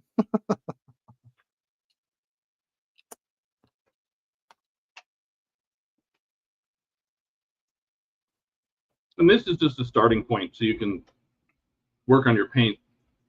Right, exactly. If you're putting the resistors at the far end, you can always change it later on. Right, once it's installed, it's inside the ship, everything's in place, and because you got to think you're going to have overhead lighting inside the actual cockpit too, right? Like ceiling lights. Mhm. Yeah. Yep. So you might want to dial it in differently. You might say, hey, I want to go up to the minimum for 3.2 volts is like 100 ohm. Okay. Don't go below 100. Okay. 150 somewhere in there. Yep. Quarter watt works for me. All right.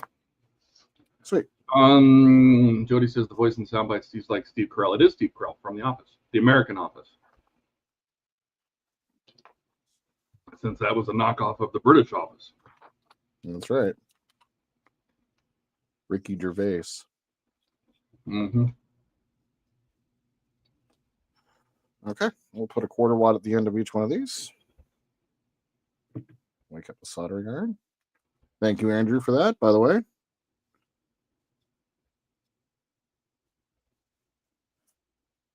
Where is that? There you are. There's the other one.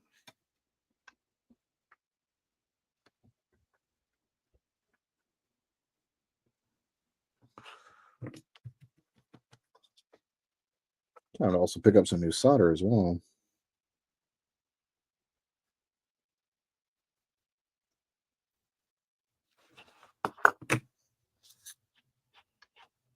And I'll just leave it at the end, and we'll connect power up to the end of the resistor. Just keep it easy.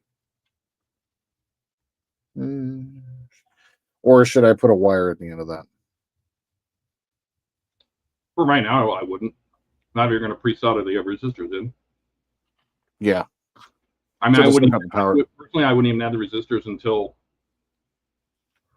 you're done with the work you actually wanted to get done today, which is get them all. You can put them all on one resistor for right now, just to get it lit up so you can do your paint work. Right. And then add the resistors at the end once it's all installed. Just don't forget to not add your resistors. Right, because otherwise the magic smoke will come out again. Yeah, you're going to get all put together and then pop them again. Or maybe temporarily solder all the wires together with one resistor at the end, just so you remember. Right. Solder all your positives together, solder all your negatives together, do all your testing, install, and everything, and then you can put individuals on there as you dial in the brightness. I like it.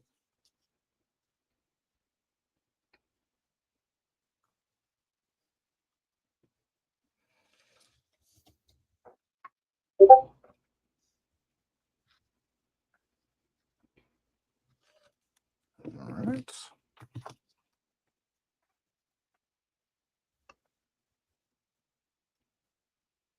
No. That was not a smart move, Jordan.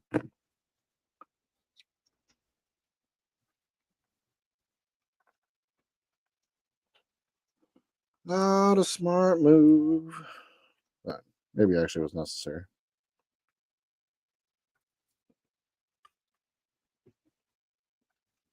But you laughed about it, and that's what's important. Don't let What's it break that? you. Sending your LEDs to heaven. Yeah. They were good LEDs. They Was I were. a good boy? No, you were the best.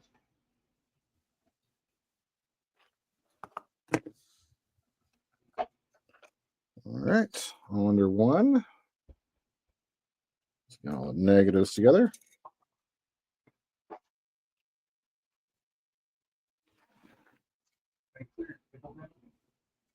Yeah.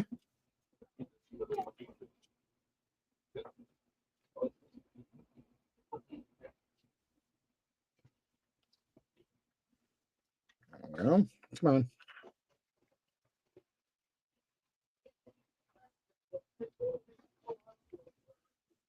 Jody says never watched The Office. 93 degrees outside. Oh my God. No I'm trying to thanks. figure out when it's time to go home and drive home when it's not blasting hot. It was like 100 today. It's April. Hey, it usually hits 100 before that. So Seriously? yeah, just like you guys, like everybody else, we got a second winter, which means it came back down to like 70, 75. Jesus. Dash says also a good idea for the breadboard to figure out if your lighting needs before you even solder them together will help with any issues too. That's true. Yep. Like I was going to breadboard together your Defiant setup before doing anything else, just to test it with your Arduino and make sure it does what you want to do. And Right.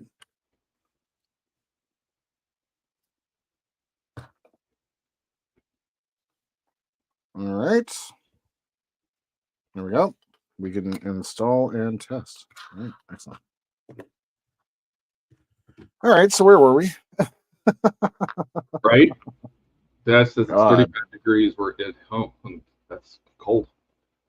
Donnie says they gave their life in the pursuit of the only thing that really matters in life: awesome lighting. That's right. That's true. Can't disagree. So when you mount those, are you angling wire? There you go. Angle it towards the groove. Yep. You don't put any unnecessary bends in your wires. There you go. That's right. It's all right. Jordan just didn't think that his finger was tan enough. And we're about to figure that out again. Yeah, we're making it extra tan. Don't you love how the LEDs glow like that fluorescent orange under UV? Yeah, it's super cool. Isn't that wild? Yeah. Oh, I did it again. Oh. Oops. UV'd myself. Did it again. Yeah. Round 2. That's right, Don.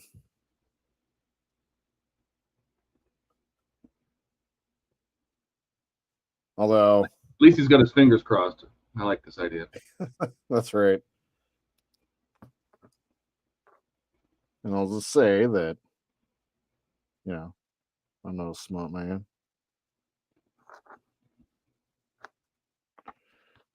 Just like that. Yep. Just like that. Facing down.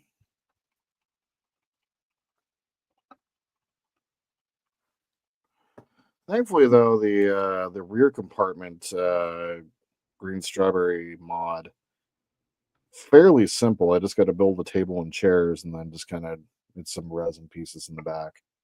So not too complicated for that, but Don says we're pulling for you. Drum roll. Do not, I repeat, do not blow this. We are counting on you from Dash. Yeah. Uh-huh. No, Ricardo, you already got to see that. We don't have a Sparks round 2. And let the magic smoke out.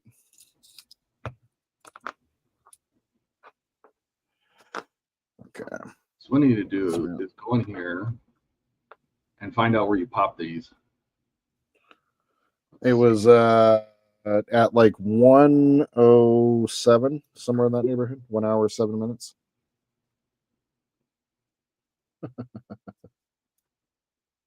Oh God, no, it's way later than that. Was it? Hang on. You haven't even mounted the LEDs yet. Hang on. Here's your first resoning. What time is this at? Oh, this is doing a minus countdown. Oh, that's fine.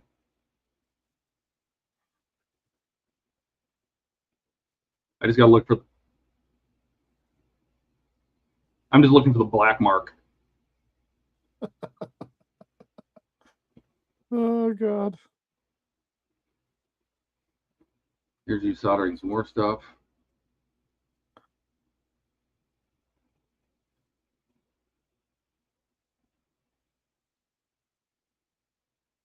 Oh. You know?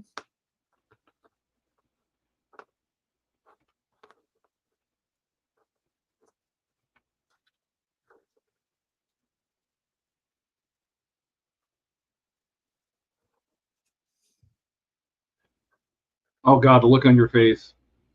Love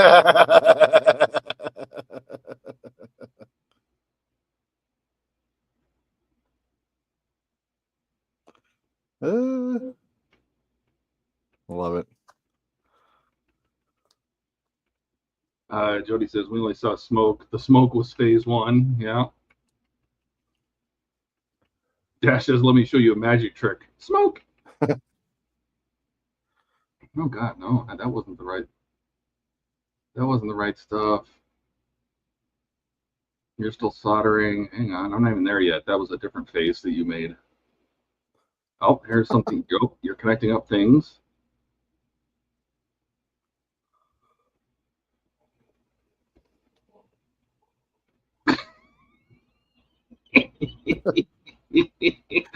Found it. You're pulling the resistor out, connecting it up. It's right there. Where is this? Oh God, it says minus. How do you find the time?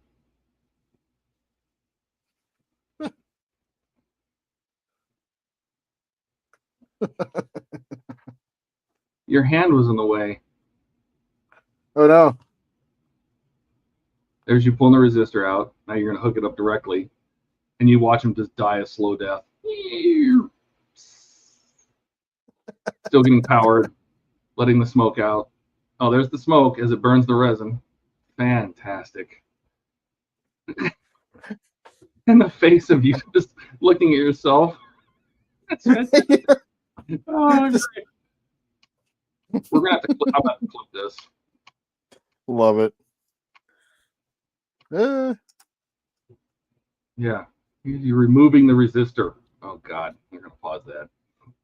How's that? Right, that looks really good. See, that looks way better underneath too. Yeah. Like that under dash lighting or footwell lighting, I guess, is that seems much more realistic. It looks really good. How great is that? Okay.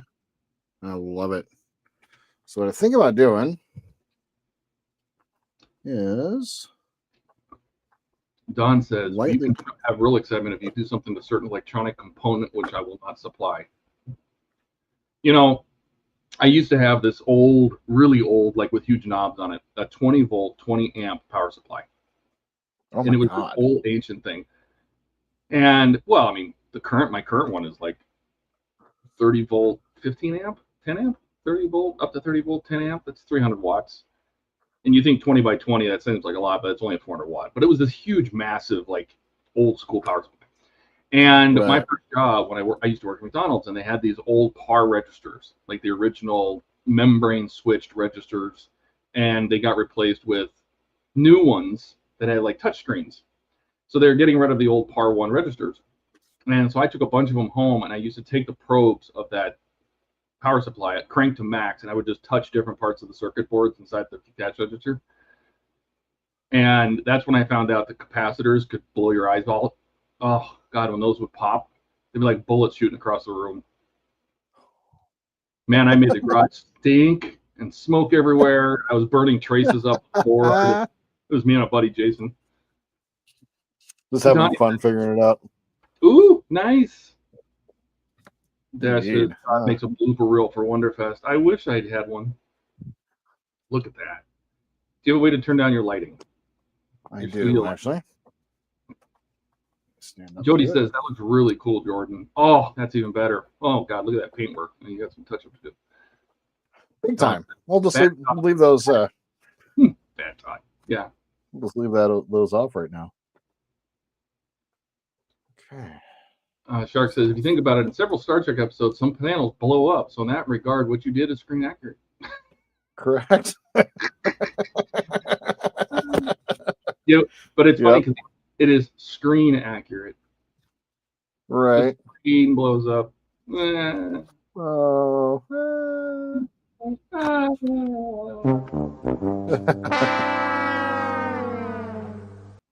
It does look really good, though. Yeah, I like that a lot. Okay, so I need to grab the Dunkelgelb, which is the color for this. So the paint for this. That sounds like a code word. That's what she said. Gotta grab my Dunkelgelb. Right. So yeah, this is from Meg. It is RAL 7028. And it's what they suggested to use for this. And in doing my research, actually, they got the colors right. Like it feels pretty accurate to what we saw on the show. Oh, let's grab a little paint cup here. And I might grab my seeing eye. Those are my magnifiers. Where did I put them? Jody says, where's the corduroy rocks, right? Well, you know what? Maybe that's what you need to do is you need to make a diorama of the corduroy rocks with the cave and everything and have this sitting in front of it. That'd be funny. That'd be amazing. John says what? No NATO black? Well, this is not an Ian stream. Right. Okay, so that doesn't work. I can't. No, that works. Can't. That's a terrible idea. Yep. I was like, wait, I can't see. Looks like you were doing modeling in a power outage. Oh God, Dash says need the little smoke maker coming out when the judges walk by. Oh my God, yeah, right. So somebody earlier with a kit. They had a little smoke thing for kit. So smoke would come out of his exhaust. And I'm like, smoke never came out of his exhaust. Right. Donnie says, hey baby, want to grab my Dunkelgelb? Yes. Yes, I do. Jody says that Tums makes good rocks. I bet. Crushed up Tums? Yeah. Is that working? Yeah, actually. Oh, good. Excellent. It's hard to tell because I think the reflectiveness of the wet paint is also looking like lights to us. So. Dash says, too bad you don't put a Riker and that non-binary person working under those consoles trying to fix it. Okay.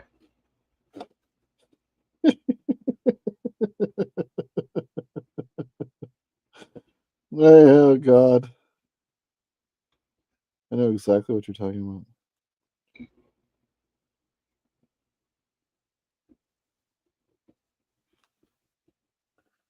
Around the edges, though, it's a little interesting. Well, you might have to do multiple coats. Yeah. Just get a first coat on there. That way it doesn't pile up either.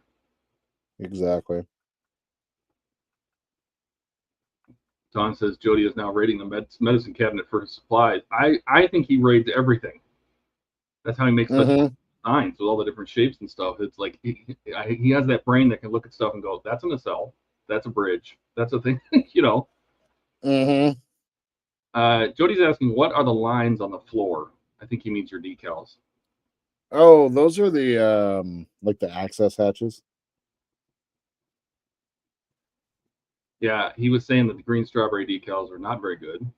No, they're awful. And they fell apart. And we're telling him that he should probably make a mask with his vinyl cutter. And I would even make those lines even thinner since you can airbrush them on.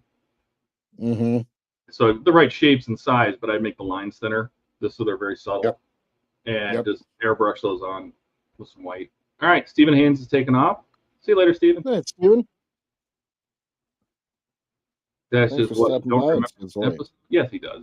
Thanks, Stephen. Jody says he already used Tums in his Arboretum. That Arboretum came out great. It turned out fantastic. If you haven't seen it, go over to Trick Mods and check it out. That's it. It was really good. One of those creative things.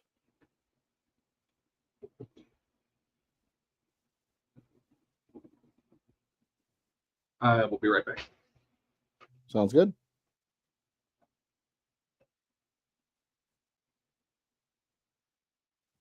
Yeah, this paint is super thin. Super, super thin.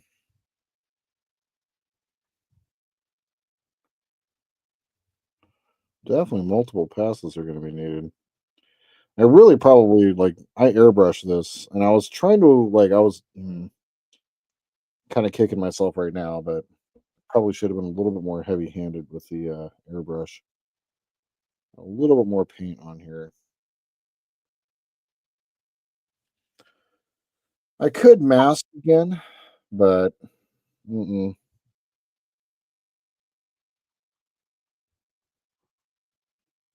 You want to talking try. about manually masking it? Yeah, no, I don't want to try to do that. No. I think the vinyl cover make short work of that. Mm-hmm. No, I'm just talking about the like redoing the consoles so I can like because what I didn't do was I wasn't heavy-handed enough with the airbrush. Really, I was trying to avoid what do you call it? Getting underneath the masks. Oh yeah. But probably shouldn't have done that. Well, I mean, we could have done different things. You know, Ian always talks about clearing their masks, right? Clearing the edges. I did clear these on here. Oh well, then, So did you put a primer down? No, I just sanded it. Yeah, the primer probably would have helped the paint stick a little better, but it's neither here nor there. This is part of modeling, is touch-ups and fixing little things. Yeah, this paint is super thin. That's the thing that I'm kind of contending with right now. Jody says the next part is uploading now. He made the ceiling of his Arboretum. Cool. Don says, mind-blowing work, Jody. And he says, thank you. Dash says, I actually started saving all of my extra plastic artwork parts to build with. Oh, there you go. Alex says, so Todd, should we call you Electro Boom? Why? I didn't blow it up. That's Jordan. That was me. Yeah. I stepped away and he blew it up. 1 minute. I will step away for 1 minute. Jody says, Howard, if you start streaming, we can do a garbage build together. I thought it said garage at first. And Andrew had to go again. Sun was back awake, but good this time. Okay. It works. He's finally doing what he meant to do, what, an hour and 2 hours ago? Yeah.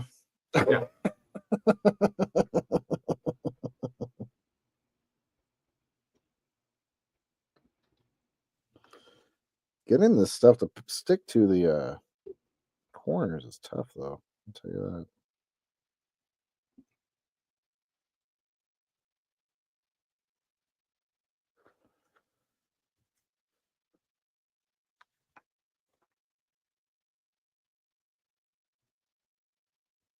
I am very happy though with the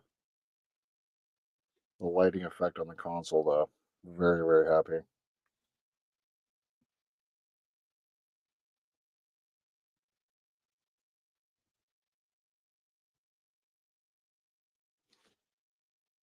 I almost wonder if painting a primer on first, even with brush, and then letting that dry and putting the paint over top of it would help it stick in the corners, even if it's thin. But I mean, if it's working, you're just having to put it on a little thicker, I guess. Yeah, I'm just not. My only concern is that I'm going to wind up getting a bunch of brush marks, but we'll see. Yeah. Connie says the Arboretum looks amazing, Jody. With all the spices you put in, the best tasting. I bet it's the best tasting Arboretum in the Federation. Yeah. Yeah.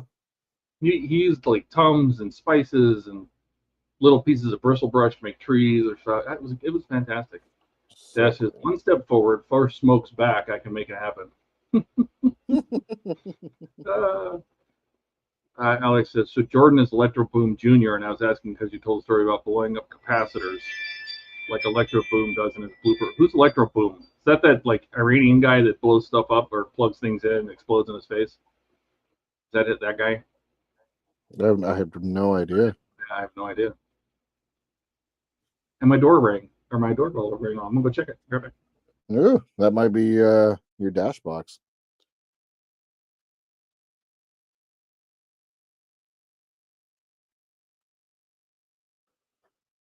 Yeah, definitely regretting not priming this. I probably started building this back in June, I think. Eh? No. Let's knock my UV resin on the ground. That's not good. No. No. Of course I sniffed it. Where?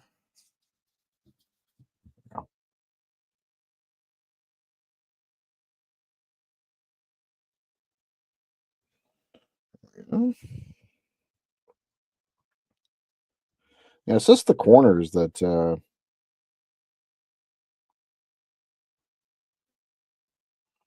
going to be tough to kind of get with the paint.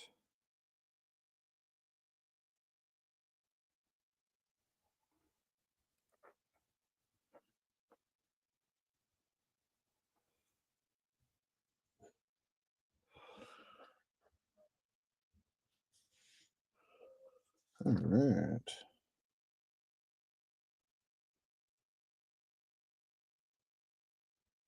There we go.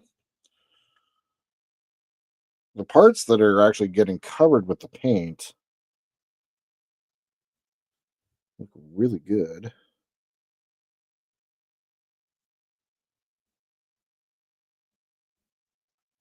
I'm not too worried about brush strokes too much. Not the biggest fan, but yeah. Not the biggest fan of hand painting, but it seems to be working pretty well, actually. All the flat panels that need the extra, what do you call it? Like all the flat panels where you can kind of catch some of the light coming through there. They're taking the paint really, really well.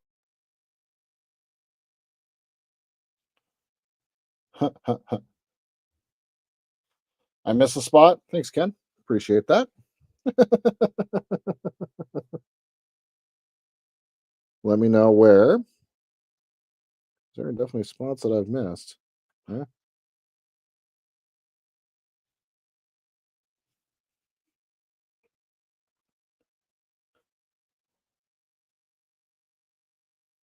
On the edge here. Oh, that's better.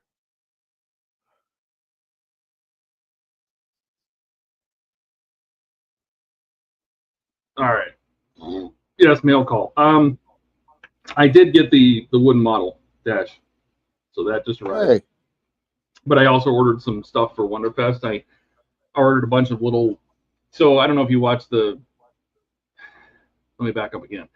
Do you remember last Wonderfest where people were putting those little tiny plastic baby dolls everywhere? Uh-huh. They were like 1 inch tall, and there was little babies everywhere. These little plastic toys. Uh-huh. So Wayne is bringing a bunch of frogs this year, like 200 of them. Oh my God. He plans on doing the same thing to the detriment of the poor cleaning people because they hated them. Yep. And I'm bringing axolotls, a bunch of little axolotls that I'm going. Those are for Steve.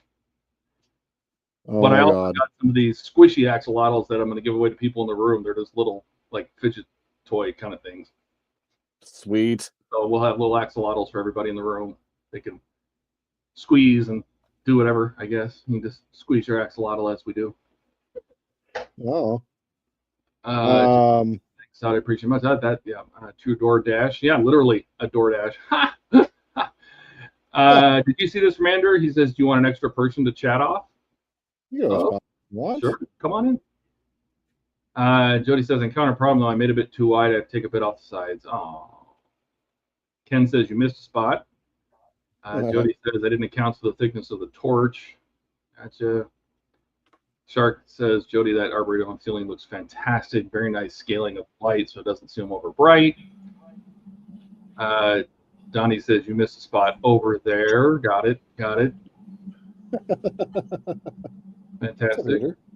Hi, Andrew. Hello. How's it going? Going. Yeah, You axolotl. So we're definitely gonna duct tape one to him, and he won't even know it. Oh yeah. Was there any more smoke while I was gone? No, thankfully. Thankfully, no. I don't know what I was thinking. Jody says, hello, Andrew. Hello. The lights are still on. Can you turn yourself down just a little bit, Andrew? Sure. Okay. The more you add, the better they keep looking, Jordan. Yeah, no, it's definitely like even from like my eye, I know the camera can like pick up more, but like my eye is much happier with how this has turned out. Well, it's like we were saying on the other stream. You really want to do it from the camera point of view since people will be taking pictures.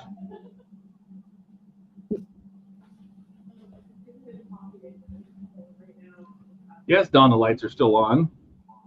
That's a good thing. Yep. This any better? Yeah. Okay. Fantastic. Dash says, are they pink or peach color? Yes, they're all different colors. I think the little ones are the squishy ones are bigger, but the little ones that you can kind of just hide in places, those are like 16 different colors. And then the squishy ones, I think I got like 16, and there's like 4 of each color or something. Green, blue, pink, orange, I think. Remember I did the second stream with one of those babies in my hair for... Oh, yeah. Yeah, Yeah, like on the stream you had it in your hair, and we were trying to see how long it would take people to notice that you had a baby in your hair. and then never knew what actually happened to said baby. Well, Ian's fart probably blew it out and it's gone forever. True. I'm sad.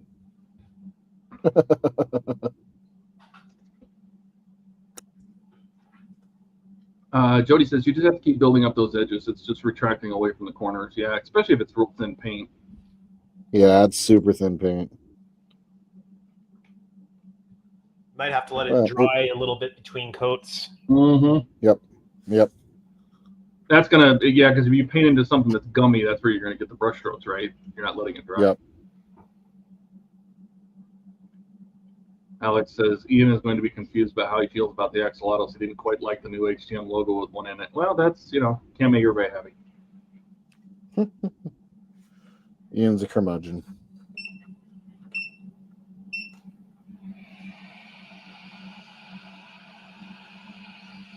So is the noise on my, apart from the beeping, is the noise from the heat gun coming through? You can barely hear it. You can hear it, but it's very barely. good. Yeah. So that's all. That's the one attached. So it doesn't make a ton of noise. That's awesome. It's not a bad thing that you're putting a texture on those panels too. If you look really closely at the panels in Star Trek, they painted them with paint rollers, so they had a slight texture to them, so they wouldn't be flat and reflect light as easily. So if you look at most surfaces in Star Trek sets, it has that they use paint rollers to give it that kind of a slightly rough texture. So it's not necessarily bad that you don't have perfectly smooth panels. Yeah, actually, you're totally right. I like that. Jody says, next time you could scuff the edges with a fine sanding board before painting. Yeah, I think priming this beforehand probably would have helped. But yeah, what sort of primer should I have used, like, in order to keep like maybe a white primer so that the light would translate through? Yeah, but you wouldn't be priming what you don't want. Like you would do with the masks would have still been in place. So who cares? Oh, and then just prime everything else. You could have used black and it would have been light blocking regardless how well you painted the Dunkel Gilb on. I should have done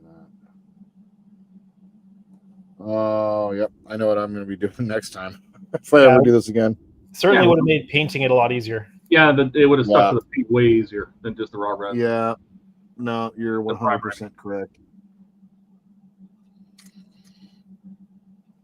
A super thin brush. There we go.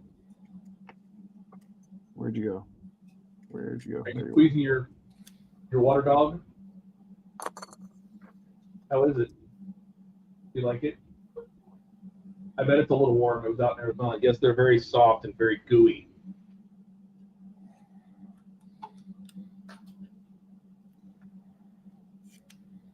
Here's a little one. Can I do a little one? Yeah, throw it.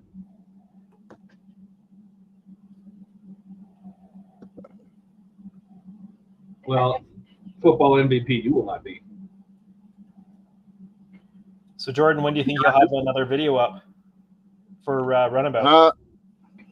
You know, I wonder if I'll ever actually do another video for this. Really? Yeah, I've kind of this one of the Razor Crest kind of wound up being stream only. I don't know. I may put a video up for this one. Well, you've got a series already started. I love him. Yep. What I usually do though for this is like when I create the stream, I'll just drop this also into that playlist. When you want to watch build on this, we'll do that. Probably after Wonderfest, after everything's kind of cleared out of the books. I've kind of gotten better at what is it? Like the scale models is much easier for me to film these days. Now that I've kind of figured out my style. I love it. So Scale models or the part works? scale models. It's like a booger you can't get off your finger.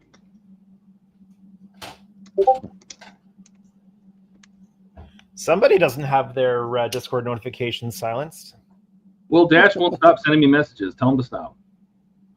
I love this axolotl. It's got one weird eye. It kind of looks like Anna Joy or whatever her name is, with the eyeballs that are either side of her head, like a chameleon. They painted one eye off. Night, Donnie. Night, Donnie.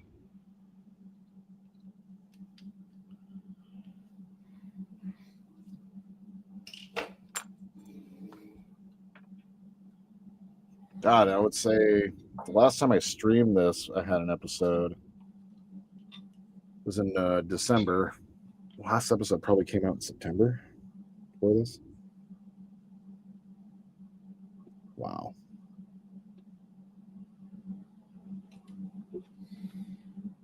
You talking about the Runabout? Mm-hmm. It was like December 12th, your last one? Yeah, I'm talking like actual like recorded episode, like part of the series. Jody says, try putting some paint on a piece of paper and heating it to evaporate a little. Yeah, I mean, but then it gets real gummy and it's gonna get gummy and hold the paintbrush strokes easier when it gets all gummy. Probably better to let it dry. I just need to be patient and let it dry. Yeah.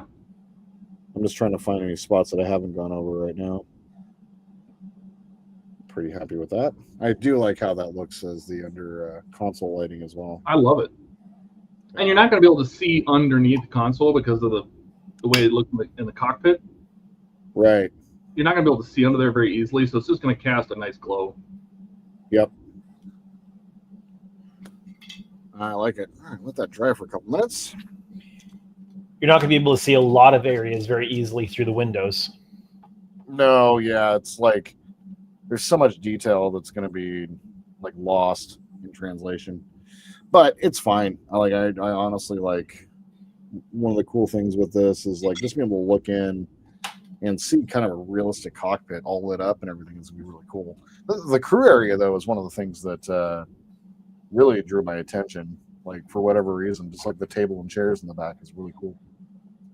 It's too bad we didn't see that more than just the one episode. I know, and they built that set for the next gen, and they never brought it over to DS9, which is very interesting. Like, in the day and age of Star Trek sharing everything between all of the properties, like I'm surprised that they didn't do that.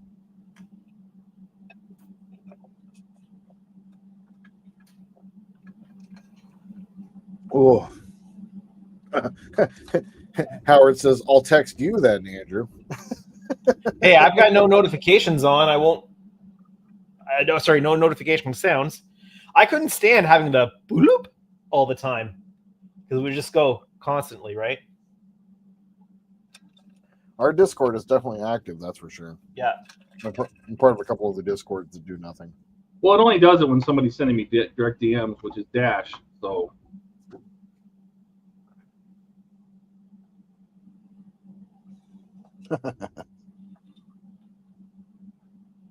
Okay. So let's go ahead and click. While that dries up, I'm going to let that dry for just a little bit. I'll put the lights back on. Zoom back out. Put that off the side there. Let's go ahead and... Where'd it go? I'll put it back in the thing. Let's replace the... Oh, what did I do back here? Oh, what did I do back here? Oh. I don't know. What did you do back there? I connected things. Apparently, this was a horrible connection. Wow, Jordan. Jeez Louise. Now Jordan's not appreciating the work of past Jordan. No, I certainly am not. No. I'm like, oh, you just let that slide, bro? I'm like, really? You're just going to go with that? Well, do you remember we made a little light box? Right. To carry the light down to the back of the box without putting an LED back there. It worked really, really well. It did. And it still would work, but I did nothing to actually secure the LED in place. Oh. Well, now you can. Yep. Let's go and wake up the soldering iron. All right. Let's see. That's right.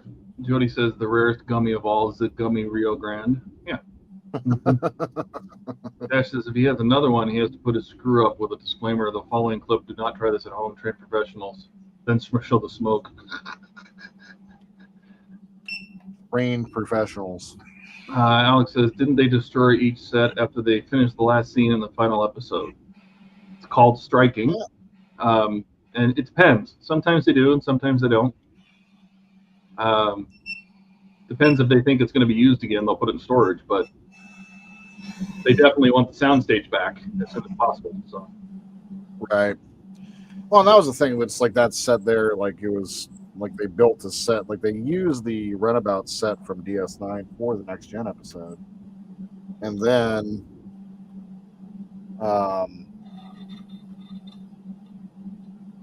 yeah, they used the rear set in conjunction with it, and I'm just kind of surprised. Like I said, I mean, once again, makes sense, but I'm just kind of surprised they didn't share that set and bring it over.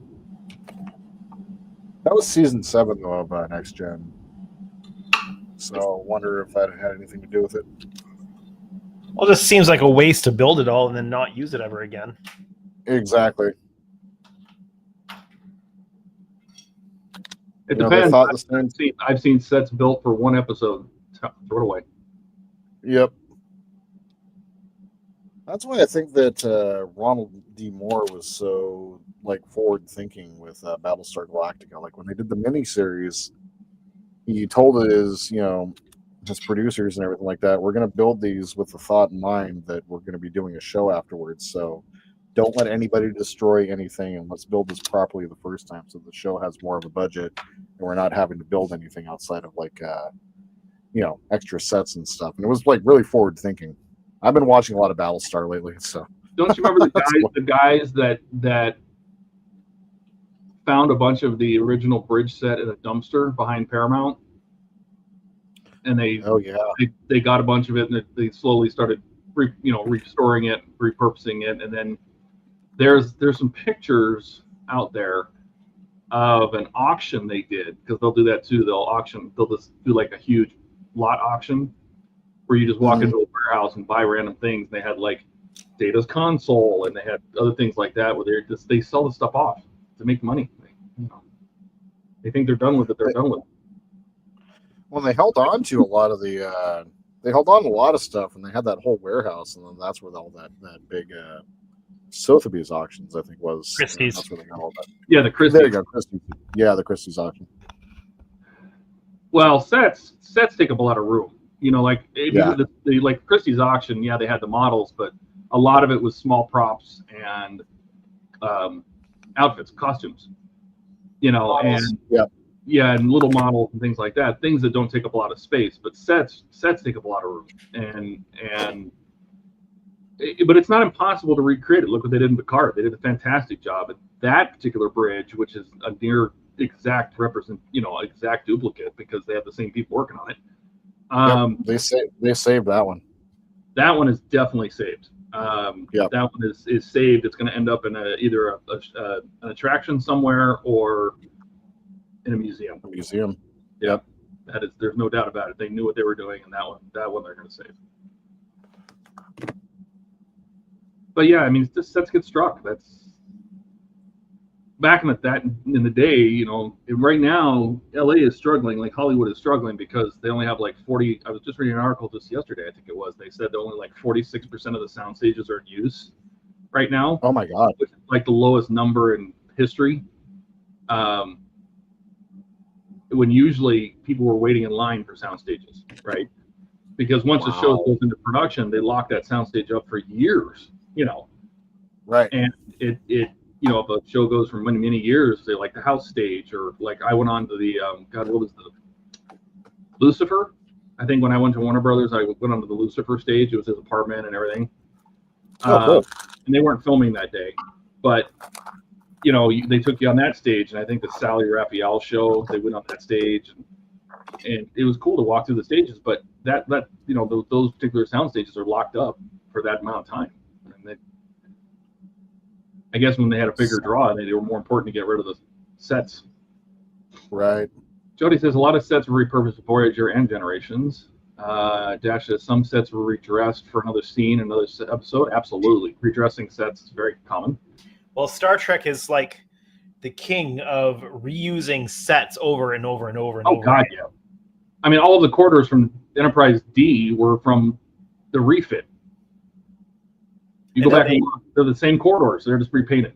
Well, Star Trek 6, the president's office was 10 forward. Yep. They used so many of the next gen sets for the Enterprise. There was also did in Star Trek 5 as well. Yeah. Oh, yeah. Absolutely. It's just where they can save money. I mean, I never realized it at the time, but if you go back and watch the first season of Next Generation, the sick bay didn't exist. Right, and so it's filmed in the observation lounge. So. No, the sick bay set existed. It's the conference room that was that they used part of sick bay for. So if you go back and you watch, you can actually see they've got the conference room windows still in sick bay. They're just covered. Yeah. That's what I mean. That's what I'm saying. There wasn't a sick bay yet, so they covered the windows in the observation lounge with panels. And you can see them in the background. There was a sick bay. There wasn't a conference room. They used sick bay for the conference room. They made the full sick bay, and then they just used the patient area for the conference room. Yeah, because you can see the closed up windows on the walls, and you can see where they redressed it. You know, so cool. Well, then they used the same sequence like when they introduced the Enterprise A and the Voyage Home. They used the same sequence in Final Frontier, and then also in Undiscovered Country. Then they use the same starship, the bird of prey exploding in Undiscovered Country, and then Generations. Like they had no problem whatsoever doing that, reusing the same footage too. Well, engineering they used for everything on TNG as well. So engineering, all they did was take the pool table out and became the room where Crusher and Troy stretched in those horrid outfits. That's right. Yeah, anytime you see that square hallway, that's where they've opened up where the pool table is. Yeah. Or put mirrors in for like you're talking about the yoga episode. It's awful.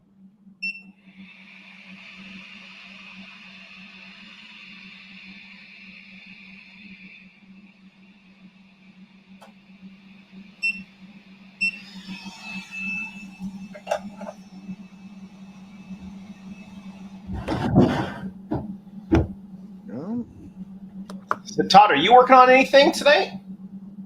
No. Just reading comments. Got it.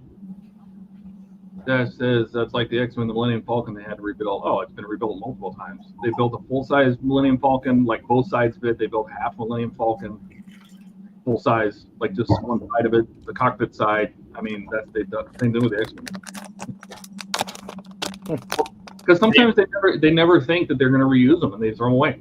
And then they realize, oh, well, we need them again. They've been greenlit for a second movie or a third movie or whatever. They have to do it again. I mean, but that's why they definitely say the blueprints, right? The blueprints. If you ever go to the blueprint storage or set storage designers' offices, they have warehouses of blueprints. Yeah. Well, they rebuilt the Enterprise. Like they built the Enterprise E bridge 3 times for each of those movies. That's sad. So crazy. In TNG, the upper lights of transporters are the base. Yes, the acrylic Fresnel lenses. Yep, they were the original floors. Yep. For US. Yep. There's a lot of stuff. The foam crating shape you find everywhere. That's that mold has been used over and over and over and over and over again to create like a rib surface on a wall or something.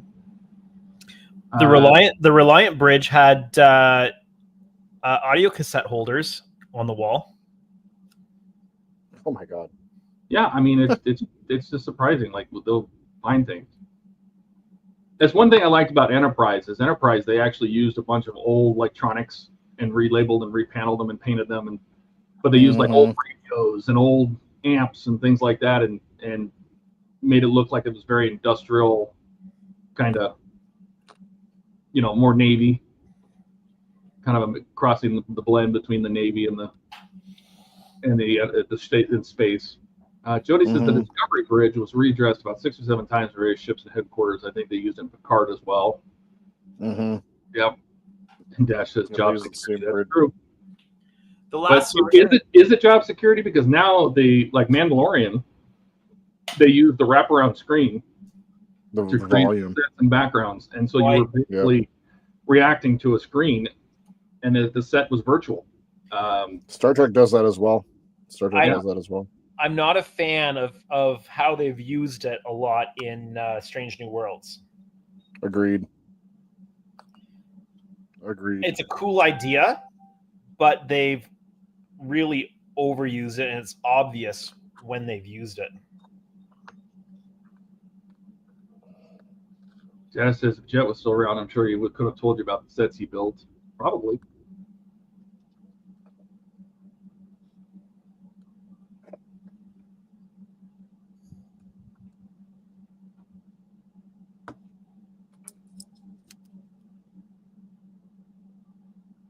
All right. Let's retacking the new warm white LEDs on the back behind here. Do you know what the very first thing when I started learning 3D modeling and I was using SketchUp, the very, very first thing I ever modeled was? What's that? An Enterprise D corridor. Oh, cool. Literally the very first thing I ever did. That is super cool. I just liked the shape of the struts, the supports on either side, and modeled them exactly, and then added just a hallway to like the straight hallway to the turbo lift. And I did that and added some doors on either side, and it was fun. When I go to learn that, I know exactly what I'm doing for the first thing. Oh yeah? Yeah, TNG rank insignia. Keep it simple. The pips. Nice, easy. Yeah. Then I'll move on to a comm badge.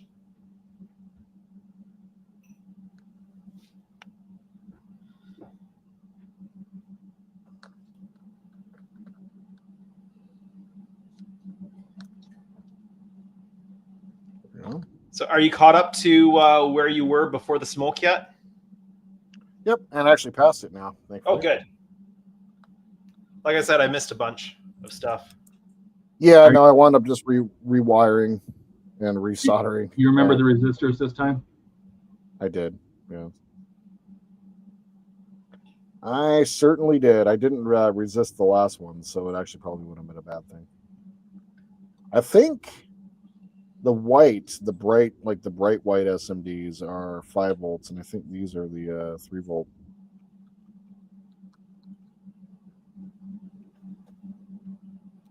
Okay. All right, so let's go ahead and give this a test real fast, see how it looks. Here's hoping. Oh, there's the warm white back behind there. Much better. It was blowing that out, super crazy. Yep. Now, let's grab a piece of tape here.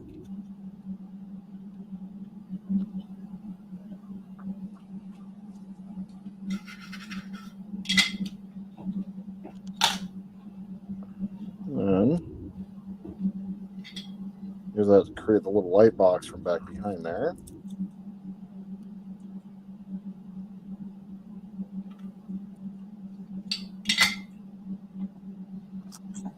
Works beautifully.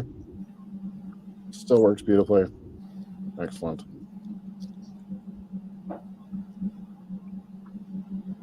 So, little light box back behind there, and then the corner light's done. Very cool. Test the other side. Test both. Need to grab my aluminum tape.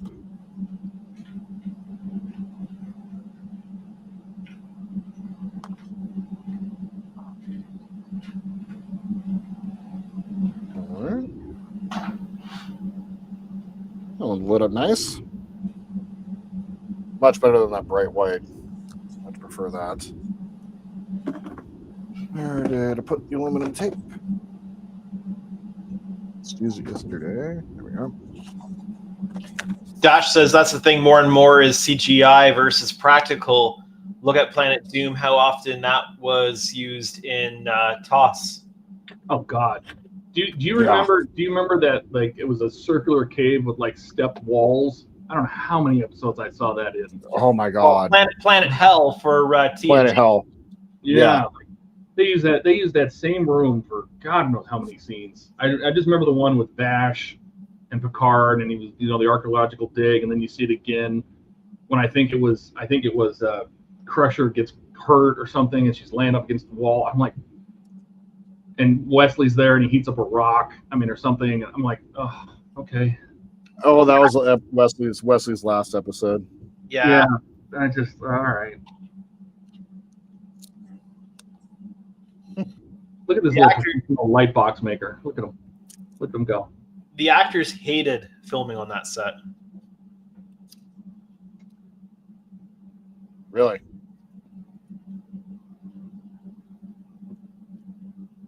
Dennis says resistance is not futile. There were 4 lights, then 0, then 4 again. That looks so much better than that white light. Yeah, it really does. And it's not nearly as bright. Did you tone it? Yeah, because you toned it down a little bit, huh? Yep. Again, you can adjust it with a different resistor later on. So. Yep. I put a 1/4 watt on there for now, but if you really want to get fancy, you could wire up a little potentiometer, and dial in the brightness you want, then just match the resistance with an extra resistor. Mm-hmm.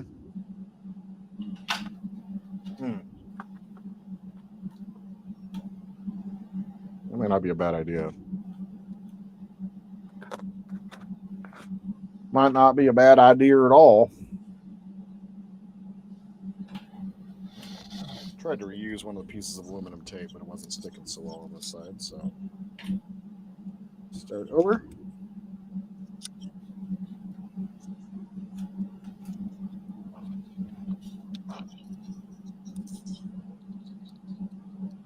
Behind.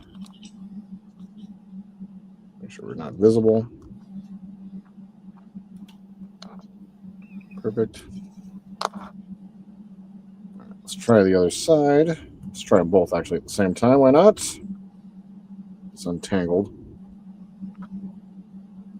And we'll go back to finishing painting over there, and I think we'll call it a night here, probably at the top of the hour. Getting kind of hungry. Oh wow! I thought you were going to say getting kind of restless. Getting kind of restless. I'm getting kind of restless.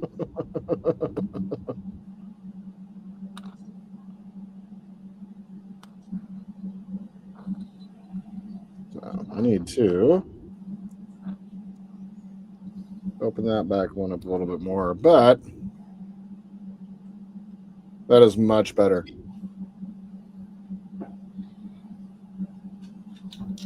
Very pleased with that. So, where did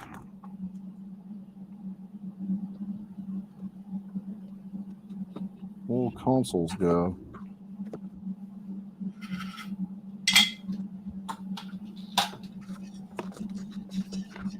Where did you go?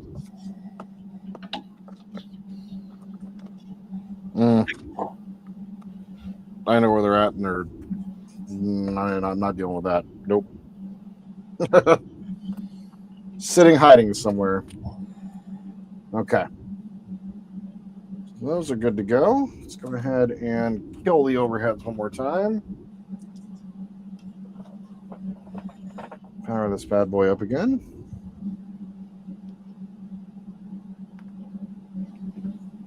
No smoke, no smoke. Right. We are good. That looks better after drying a little bit. So let's go ahead and a little tighter here.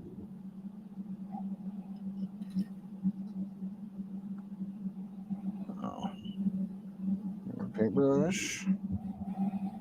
Now the paints maybe had a little chance to thicken up a little bit.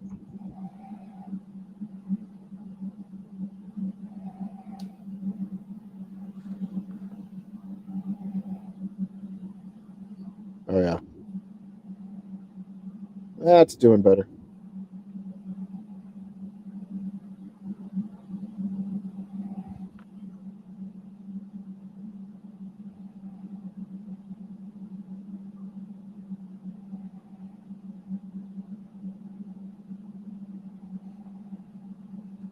Yeah, getting letting that dry up was definitely the key,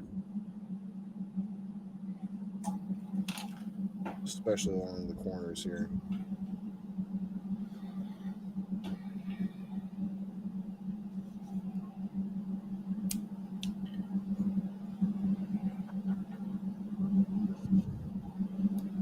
Trying to avoid using too much paint.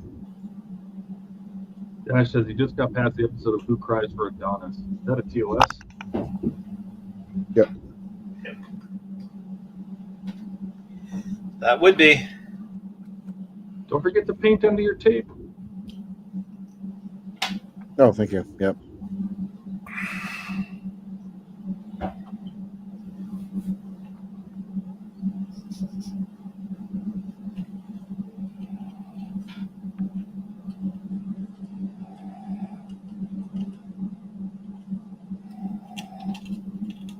And then the light blocking that needs to happen up along the edge up here, I will take care of that after we get the piece glued in place. Well, I could probably start working a little bit on it now.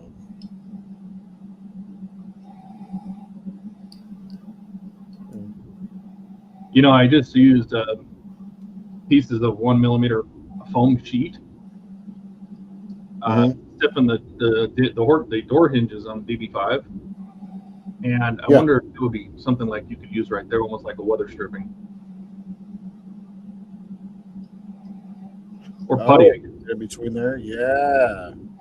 You know, if you because I buy that foam sheet, they're just 8.5 by 11, and let me see here. Get like a dozen sheets or 8 sheets for $11. Oh shit. 10 sheets for $11. It's like $1 a sheet, and it's self-adhesive, right? So you can just cut it to whatever you want. And then they make a 0.5mm as well. I use that under my Enterprise D bridge to seal it. Yeah. I didn't wind up doing that, and I'm curious to see how that's going to turn out over time.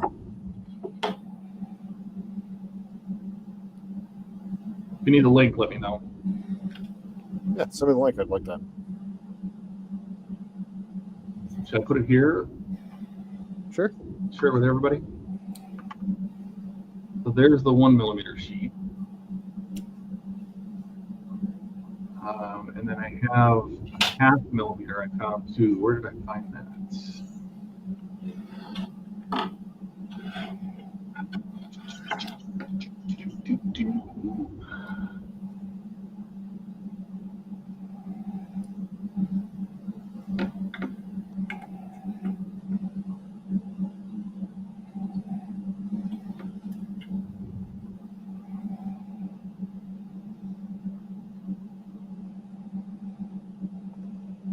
Wow. Getting happier. Oh no, I did use a 1mm on the bridge. Okay. I know they make a 0.5 millimeter.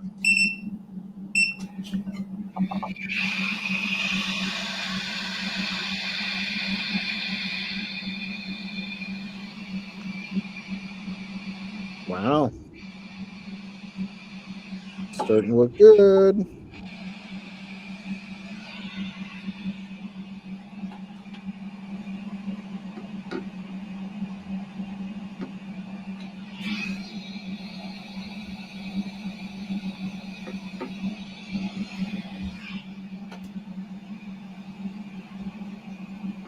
Well, I know they're out there, but yeah, that's the 1mm sheet. I use it all the time for sealing things, or but that way it's in your check. You can find it again. Okay. Thank you. Maybe I'll send it to Discord too.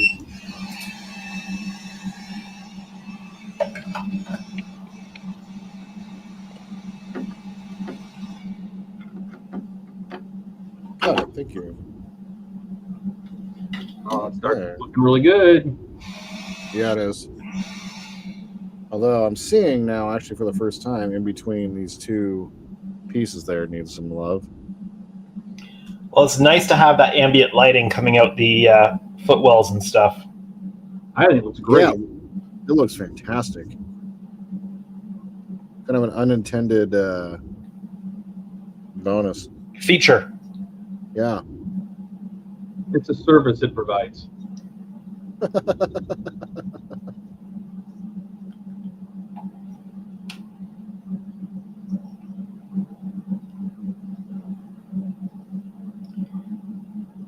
Anything unintended gets added to the feature list.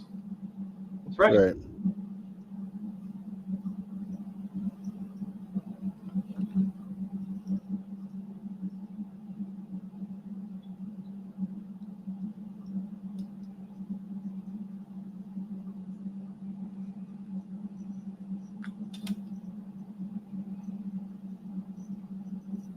Wow. Getting happier and happier.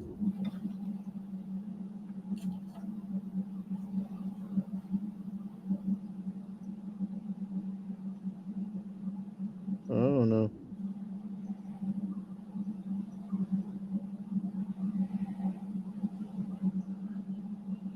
Surprised I pulled that off. Wow.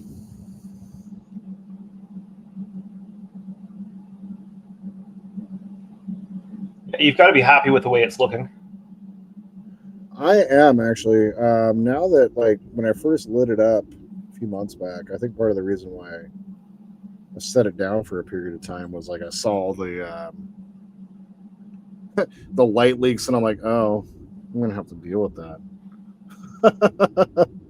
But the rest of this build, though, I mean, once this is one of those models where if you really wanted to dedicate a day to it, you could probably just build this model in a day. So, like, once the full interior is done, the rest of this is going to go together super quick.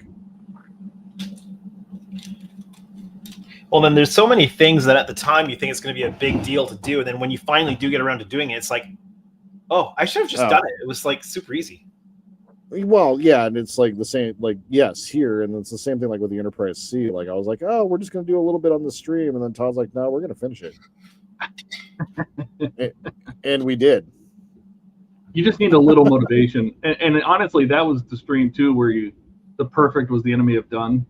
Yeah. Yep. Sometimes you're just like, Exactly. really, that what you're trying to do is just isn't going to matter in the grand scheme of things.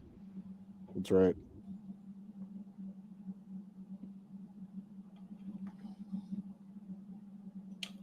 Have you been looking up your camera to find extra little dots that you maybe have missed? That your I eyes have been. see? Yeah. Yeah. Yep. It's looking really good. Yeah, my eyes are drawn towards the front up here.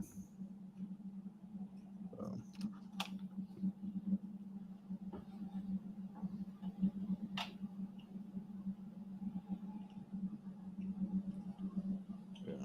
Very happy with how this is turning out.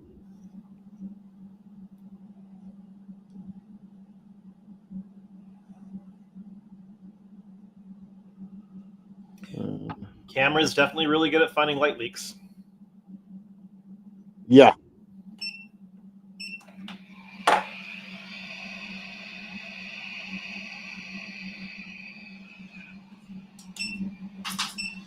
You know, I do like the texture that the brush is kind of giving this too, I gotta say.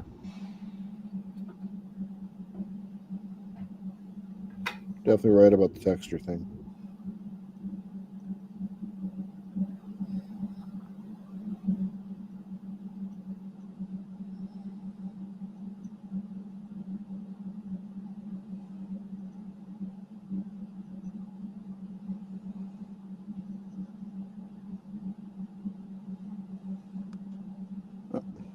Remove that piece of tape, Jordan.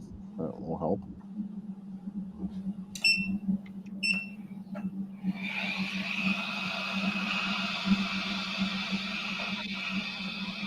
Just don't pull everything up when you do it. Don't pull everything up when you do it. There we go.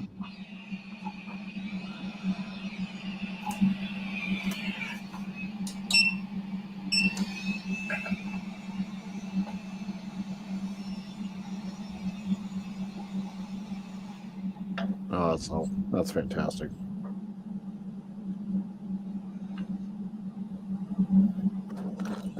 No. I object.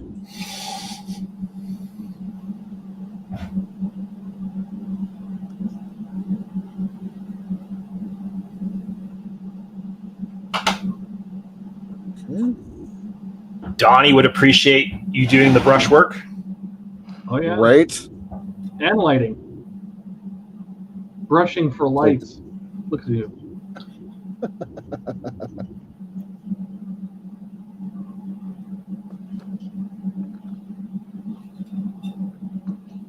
Yeah.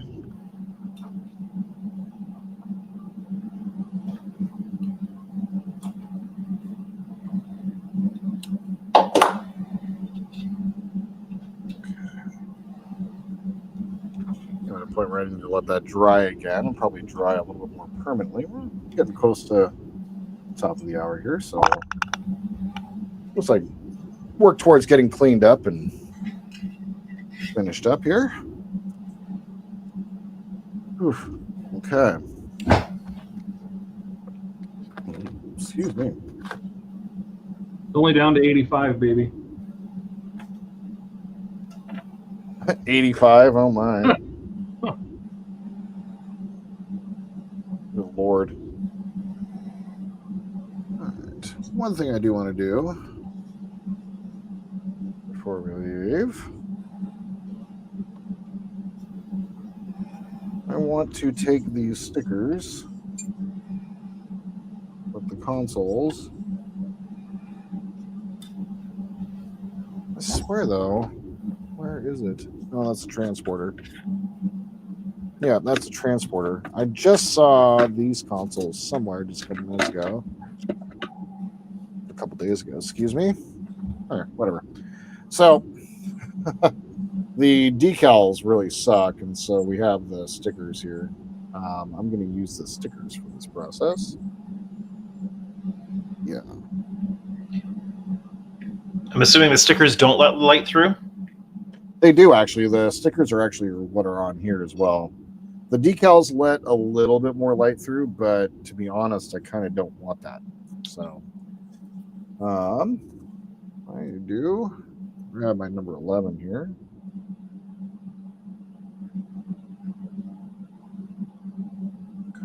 out.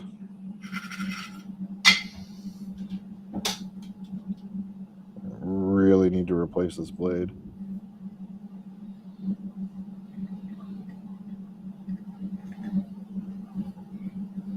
I get them by the hundreds when I'm having to open windows.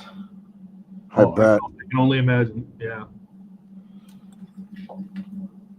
I don't destroy the bits. I destroy the number 10 blades. I'm sorry, the number 11 blades. I am a bit destroyer. That's for sure.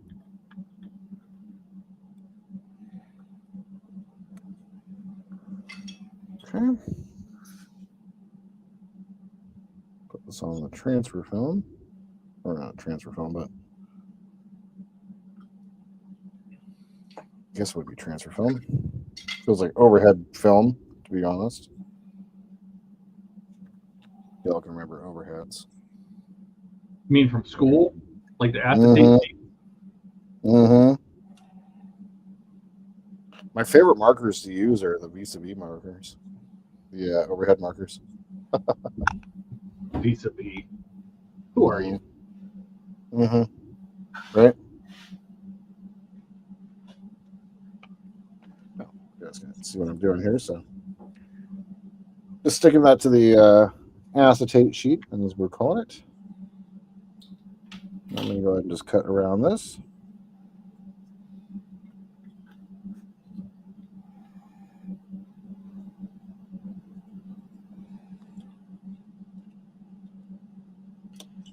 I currently still have access to 2 overhead projectors. Oh my God. Really? Yep, and they work. Do they Oh my still God. get used? Rarely. The only time we use them is for making like backdrops where you like have your image on the overhead and you put it onto a big, huge backdrop. Oh, yeah. That over. It's the only time that we ever use them, and I haven't done that in probably 15 years now. So, Wow.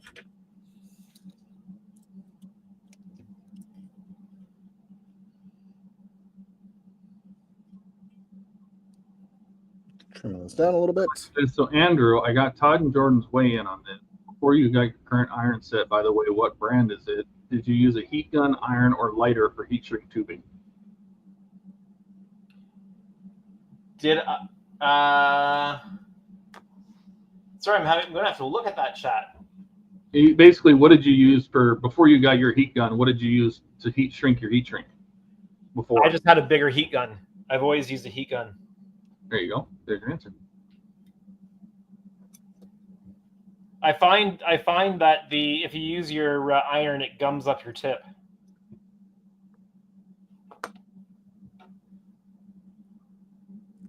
I feel like you're holding it there way too long if it's sticking to your soldering iron. Well, it's not the always happens thing. It's a nuisance when it does happen. So I just would rather. Oh, you're not using a sharp implement to put a decal in, are you? Yes. Please don't do that. We're just ceramic tweezers. Something that's not going to tear it. You only get one of those. Actually, it's not a decal. Thankfully. It's a sticker on a backing. But you're right. You're right. Jody says the projector might be good for photographing models in space. Oh, yeah.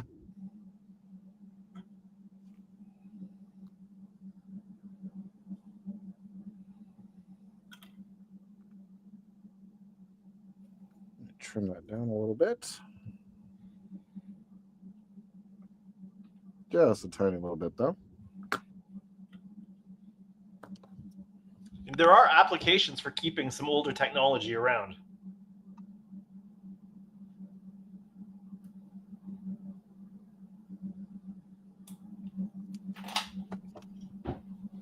I always make sure that I've got a VCR around somewhere. Oh God. Same. It's in my closet, but I have one. Do you still have something that plays CDs? Yes.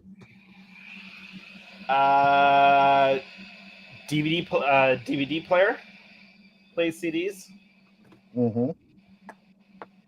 My old also. my old gaming desktop has a optical drive in it,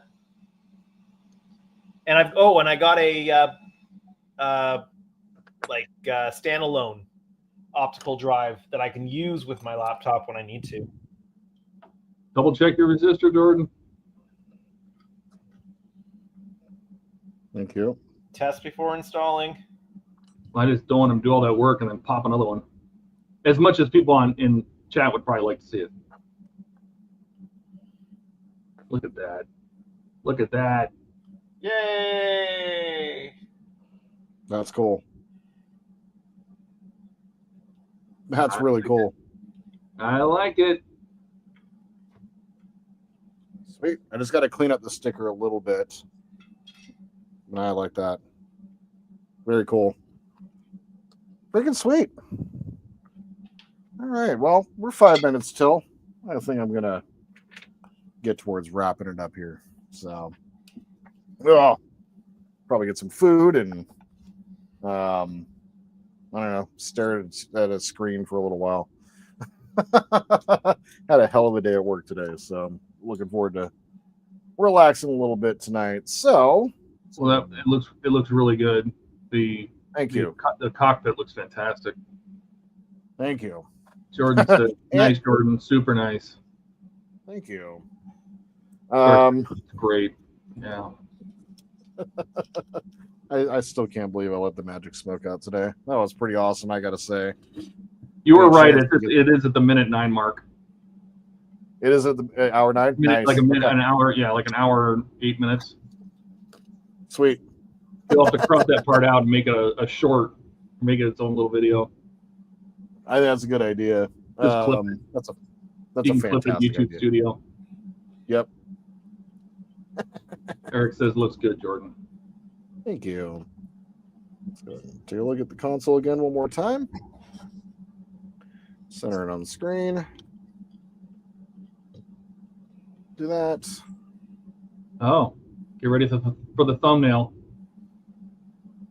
That's right. Well, there it is. So far, got a little bit more work to do, but I'm pretty pleased. I mean, I'm going to get these decals off, and I agree. I think it's a good idea to go through with the Final Cutter and creating something that'll actually look good there. Somebody told me once that you can use just regular old sticky tape. Like if you have some Scotch tape, it'll just peel those decals right off. Really? I'd be curious. I've never tried it. Maybe you should try it real quick. You have a piece of tape. I do. Yeah, actually. Works perfect as a decal remover. Water slides. Just push it on there, put a piece of tape on there, push it down, and just rip it off. And just peel that decal right off. Oh my God. It worked. Clearly, it's not been sealed in. Yeah. No. Sealed. How fantastic is that? Dude. What? That is sick. I've never done it. I just heard somebody, and I'm like, I gotta try that next time I need to remove a decal. Well, here we Now are. now it can really be your thumbnail. Right. Once you get I like those silly, you take your face cam off, take a little screenshot. There you go. Eric says, magic tape indeed.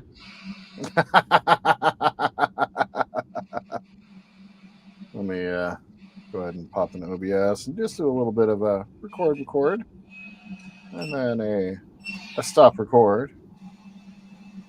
There we go. Oh, if you're gonna capture your thumbnail, we should.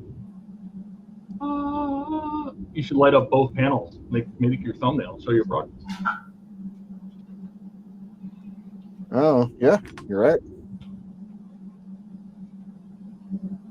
All right. Oh yeah, Jody's gonna. Yeah, you can. Yeah, keep them on the tape. That way you can use them as a template for to measure, to do your masks. Oh, that's a good idea. Don't That's throw a that away. really good idea. It's a fantastic idea, Jody.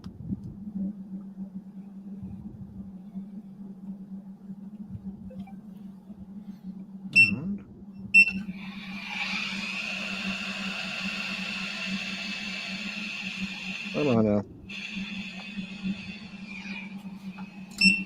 Come on now. I kind of feel like you need to put the other L-Cars panel in though. Then you can Yeah, call it. Yep, I agree. And then you can just capture this as a screenshot or something. Yep. Let me go ahead and. That's wild. You missed the corner. You missed the corner. Don't pull it up. I know. I saw it. It feels like the reverse of laying down dry transfers. Right. Instead of leaving it behind, you're picking it up. Yeah. Stick another piece of tape on it, sticky to sticky. Yeah, that'll protect it. The tape you already pulled off is put some sticky tape to the sticky side. Oh yeah. So Seal leave that there for seals the there decals in between, and that way you won't lose that. Or yep. Just cutting out the sticker right now.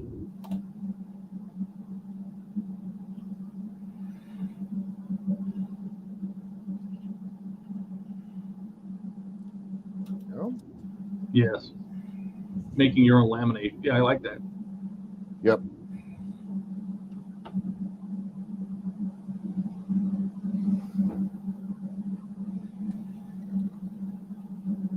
I'll zoom out a little bit so you guys can see what I'm doing here a little bit.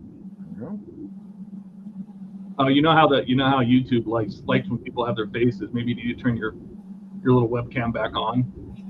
Oh, when I take the screenshot, put a big goofy face on it, looking down in the corner like you're looking at your own work. a little shock and awe, you know. Yeah, I've thought about it. I just don't like the know. kid from Home Alone, make that face. Right. Oh my God, yeah. Jody says, "I'm smarter than I look." Nobody doubts that. I'm not.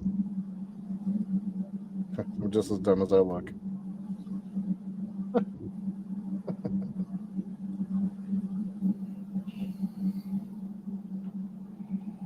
Tuvok and Jamar in jail.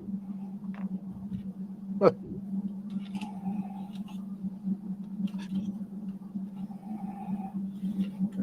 let's cut this down here. Cut a little on the edge here.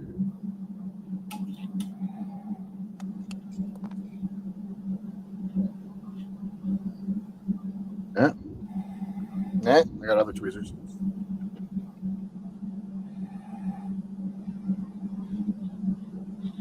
Come on now.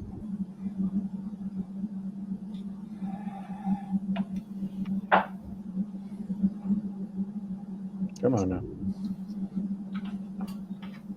Not helping. Meh. No. I object.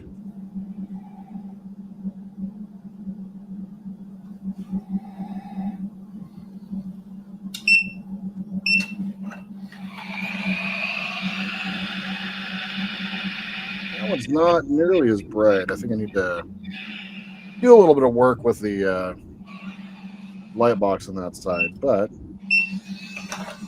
that will work for now.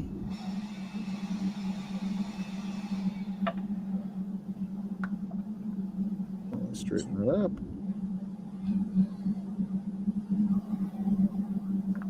All right. Yeah.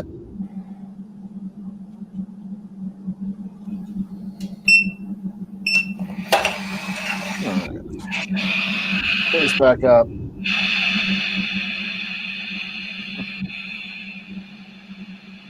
Do the old. Oh, come on, fix your console. Come on, please. So you have the cool floor lighting. There you go. Yeah. If you're gonna do your face though, take a photo of your face separately, and then cut it out and put it on. Good idea. All right, then zoom in. Let's get a nice shot.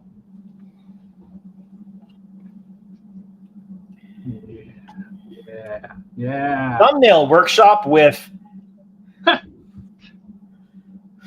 Todd.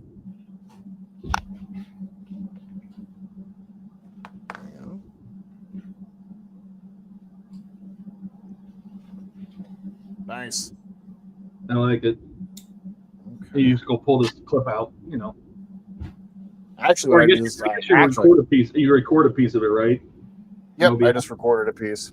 Yep. That's exactly what I just did. Nice and easy. So there it is. Oh my God, yeah. Put a graphic of some smoke, a little explosion.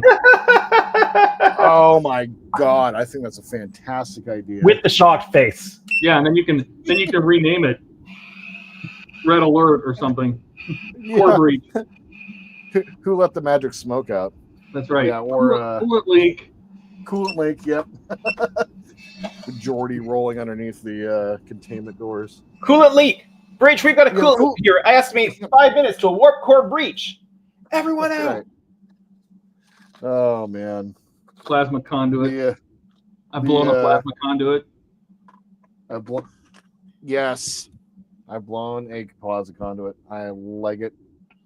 I will recreate that tonight. Blew out the EPS grid. That's right. Dude, this is a fantastic little trick. Is there still some on there? Do you still have some to remove? Or is that just... Yeah, there is. I'm going to go ahead and seal this in real quick, though. The backside. It's a team effort. Using the tape to get off there, and then Jody says about putting another tape on the backside of it to protect it. Mm-hmm. New thumbnail ideas. A little smoke in your thumbnail, a little explosion. I love it.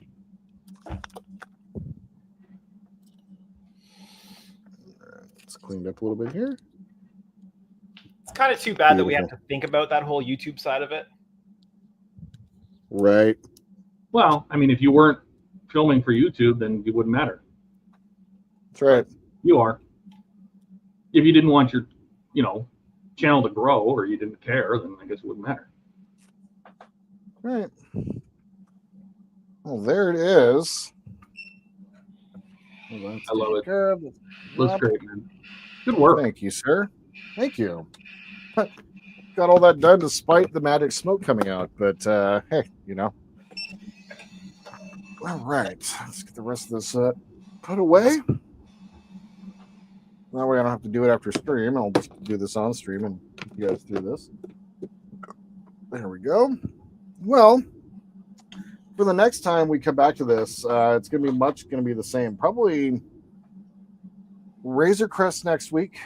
I'll probably alternate back and forth between the two of these because the Razor Crest is going to need some, after the putty and like sanding phase that I'm in right now, I'm going to need to get the primer and base coat back on. So it could be that we come back to this next week. It all depends on how much I'm able to get done this weekend on the Razor Crest. I'm not too worried about that build. The biggest concern that I have with the Razor Crest right now is going to be whether or not I can actually get the diorama done, which is going to be a requirement for the build. And so I need to order from Cosmic Scale Models. I need to order the base for that. And then I need to actually work on printing the little Gaunt Droid power converter thing. So that's kind of what needs to happen for that. So that's pretty much all it. Like other than that, just a little bit of painting, a little bit of more fine detail work on the Razor Crest, and we're pretty much well done. So I'm not too worried about that for Wonderfest, and then like everything else is done. So the Perfect Grade Falcon's done, and the Star Destroyer is also done. So that's a little darker in here. I wonder how did that. No, my lights are on, but there's the Star Destroyer over there in the corner, all kind of lit up. Oh, it looks good though in the dark. Yeah, I'm super stoked about that. Actually, it looks really cool. I need to get the Enterprise lit up too, but it does weird things to the face cam, so keeps causing it to phase out. But otherwise, that's pretty much it. Be back on stream tomorrow evening with Hobby Time Modelers, and should be back on Sunday if everything works out properly. And then for me, I will have an episode of the D'Agostini Falcon out on Saturday. And then if I do everything right, I'll have the buddy build up actually on time on Sunday this week. So we'll see. Although on time is kind of subjective. It doesn't really matter. Ken releases on Sunday. I tried to, and I did it once, but it's me. The fact that I'm able to get anything done these days is kind of amazing. So otherwise, that's what I got. Thank you, Don, for all you guys in chat. Appreciate you guys sticking around. Some of you guys have been around for 3 hours now, and I really do appreciate it. Howard, thank you again for the super chat. And I'll go ahead and just bring it up on camera real fast. Go ahead and thank you, Howard, for the wood models. Yes. So Howard sent us these, and this thing is freaking cool, man. Like, I saw that on Buck's channel. On Buck's looks really cool. So it is a really cool kit, and I've been looking through the instructions. I'm very kind of familiar with this sort of style, so it's kind of like the cardboard paper models, very similar sort of style of build, and so easy to kind of get my head around. I'm looking forward though to parts that are actually measured and properly cut, because the cardboard models they don't go together properly. Are you going to be around tomorrow night, Jordan? Yeah, I will be. Probably it'll be late though. I don't get off until around 7:30 tomorrow. So, but yeah, I'll be on. All right. Yep. Maybe you and I can start on that. I don't know.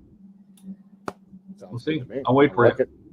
I like it. All right. Well, otherwise, for Andrew and Todd, thank you so much for stepping in, producing, hanging out in the background. Really appreciate you guys and all you did tonight. The ideas and everything, be able to kind of work through the little bit of engineering that we had to do was perfect. So thank you. And thank you all for watching the magic smoke come out. So that's what I got for you guys today. And I just want to say thank you. I know there was a million things y'all could have done today. Instead, you spent 3 hours and 12 minutes watching me be an idiot. And I think that's pretty damn cool. If you guys have any questions or comments, tips, tricks, please leave them down below. Like to support the channel, please like and subscribe. And my friends, until we see each other again, I hope you all have a wonderful day in this beautiful world where we happen to be. And just remember to always live long and prosper. Good night, everybody. Peace and long life. Good night. That's right.